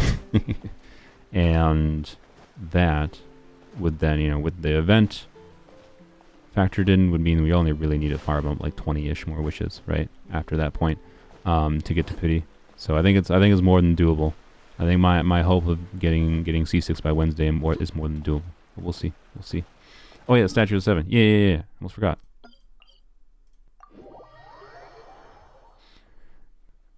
Lighter note, Japanese of the day, koibito, meaning sweetheart. I would not have been able to tell you the exact meaning, but it's definitely a word I'm familiar with. I watch too much anime.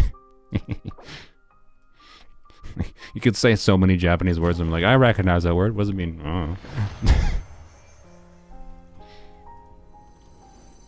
Alright, I think that's level 6, right? Yep, level 6.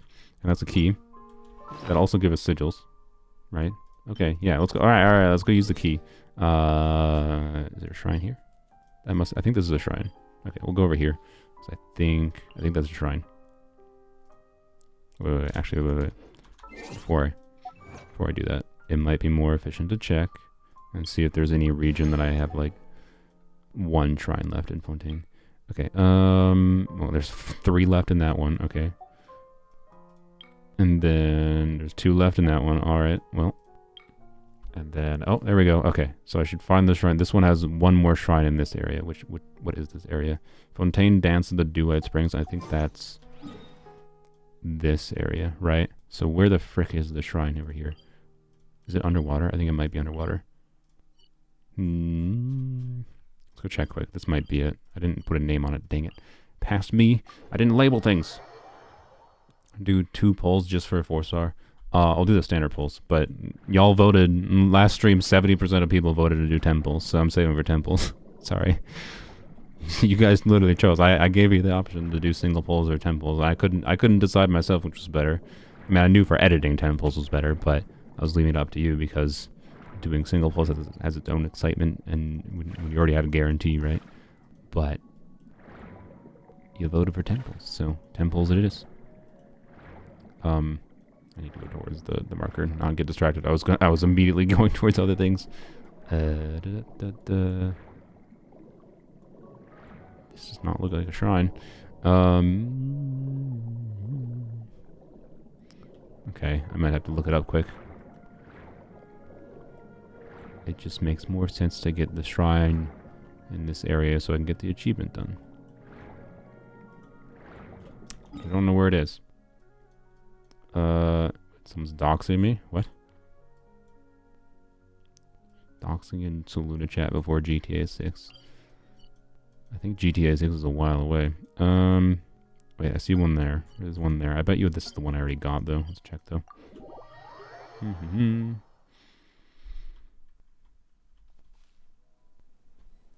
Yep, is one I got. That is a shrine. I missed that message. It is? Where? The shrine is on land. Really?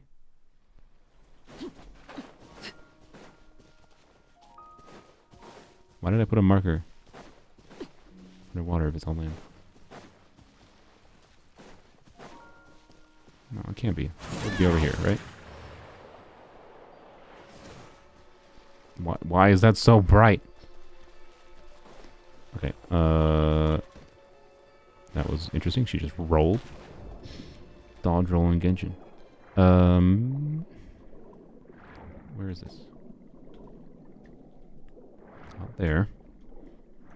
Check down. Swim further down, I guess. No, it's not a shrine. Right? No, that's just like a thing. More exploration thing. Okay, I marked an Oculus. That's what it was. It's probably an Oculus inside there.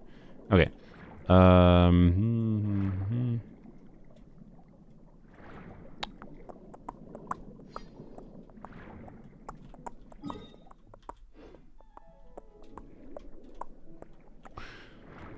Well, the stream never ends. I would love... I need to like edit videos, but I would love more than anything just to like stream for 2 more hours and get distracted by everything. Let's just take a perusal, see if we can see it on the overworld map. In case it's in the overworld. I'm just looking for the little hexagons on the map here.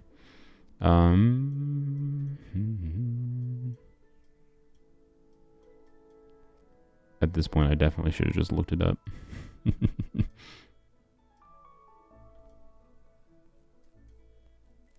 Shrine is on a mountain. I mean, I already got this one.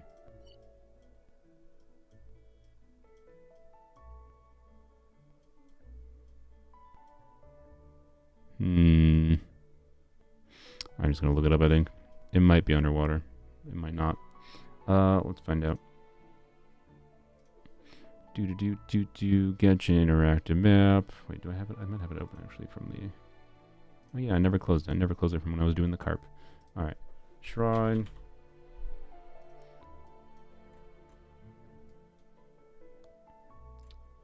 Why did that not work? Why does it say 0? What? Interactive map is broken. Oh, I had to do not the Fontaine. I just had to do Shrine of the Depths, not Fontaine, Shrine of the Depths. Okay. Let's see. Where is it? Oh, I found... Oh, okay. It is on a mountain. You're right. Okay. It is Oh, this one doesn't appear on... It's sneaky. It doesn't appear. The hexagon doesn't appear. It's all the frick way up here. Alright, glad I got this one, because this seems to be an annoying one. There's all kinds of puzzles here we're going to ignore. That's why I just minimized all my chat. Alright, let's go, let's go. Let's go. Nope, nope. I see it up in the corner of my vision. Hopefully this is in this region. It's the only one I saw on the interactive map that was in this region.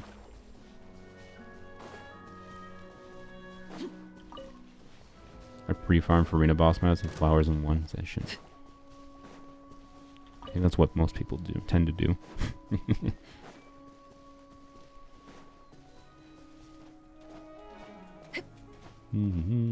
Bye, Pumpkin. Thanks for joining. Alright. Doink. Achievement. Very good. That was correct. Good. Alright. A little bit of a waste of time doing that, but it was the correct decision. And we can now go back to the phone. Get to standard wishes. How exciting to end off the stream with the most riveting of wishing content. Standard wishes.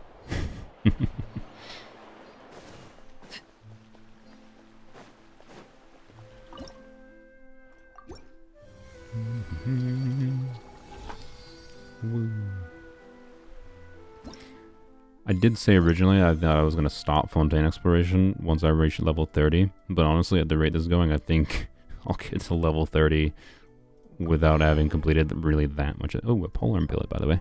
Without having to complete much of the exploration. It feels like level 30 will happen very quickly. So, anywho's, look at that. 500 Prima Gems now. So, now we're at 7 wishes. 7 wishes is very good progress for I think, one pretty short stream. Obviously, some of that came from the Star Glitter and whatever, but yeah, duh. Wow.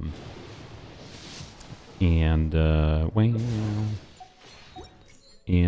wow. Amazing. Alright. Well, there you go. There's the wishing content to end the stream.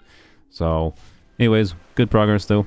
Genuinely, that was pretty good rate, even though I feel like it was not anything insane. I mean, yeah, we went from like 15% to 30% here. What a world. And obviously, yeah, I haven't touched... I'm going to kind of leave the underwater sections, I think, because... I shouldn't say leave. I don't know. I'll figure out my plan for the Sunday stream when we might do what I mentioned with Inazuma, because Inazuma has the tree left. So the two things to do in Inazuma left is just finishing the tree and then finishing the statue. Which is right with the chest you get on the way to maxing the tree. It's probably a good, because of how Inazuma is organized, I think it wouldn't take that long to max out, right? So if we're doing our co-op stream, my basic plan would be do the thing where like have people join, give 5 minutes. You'll just have like a timer on screen. Give 5 minutes for people to go around, and I know that like some of them, by the way, are gonna be like freebies. Like there's at least 3, I think, at Tatarasuna. Like the areas I have not explored much, right? They're probably in Watatsumi, Kanazuka, probably a few in Seirai Island, and probably a few in Tsurumi Island, right? There's probably not many in Narukami or Yashiori, which has almost 100%. There might be 1 or 2 though. But yeah, we need 20 more. So you have to be able to locate it, and also if you find one that's like locked behind something, like for example, I think there's one. Oh no, I got the one locked behind the gate in Tatarasuna. So you can't just like find it on the map. You actually have to like tell me where it is. But I'll give like 5 minutes for you to like go where you go and try to find one, and then I will go to the co-op players' locations and see what they found. And then in the meantime of when you guys are doing my labor for me, I will I will be looking for chests like with the Electro Treasure Compass or something. Maybe in Enkonomiya, maybe in the islands here. Because just to get the sigils for this, right? And I think I should be able to get the max level in relatively short order, right? I think that might be the gimmick for Sunday's stream, just for the funsies. So we'll see. We'll see though. And then I'll try to do some farming between them though, like on tomorrow night, for example. Yeah, assuming I get my editing done today. Anywho's, how many pity you need? We need about 50 more wishes to get to pity. Well, no, sorry. We need about 43 more wishes to get to pity. With the event, with some farming, I don't think it should be that hard. I'm, at the rate we've been going, I am relatively confident I can get her before the end of next week, which is my goal. And I'm even going to be bullish and say I think we can get her C6 by Wednesday. It doesn't actually matter if I get her by Wednesday, though, because if I get her, like, the only difference of getting her Wednesday versus, like, Friday is that I have more time to do edit my videos next week. So I can stop, like, neglecting other content. I can, like, maybe focus on planning out my beta video or whatever a little bit more. And whatever else, but it's fine. It's fine.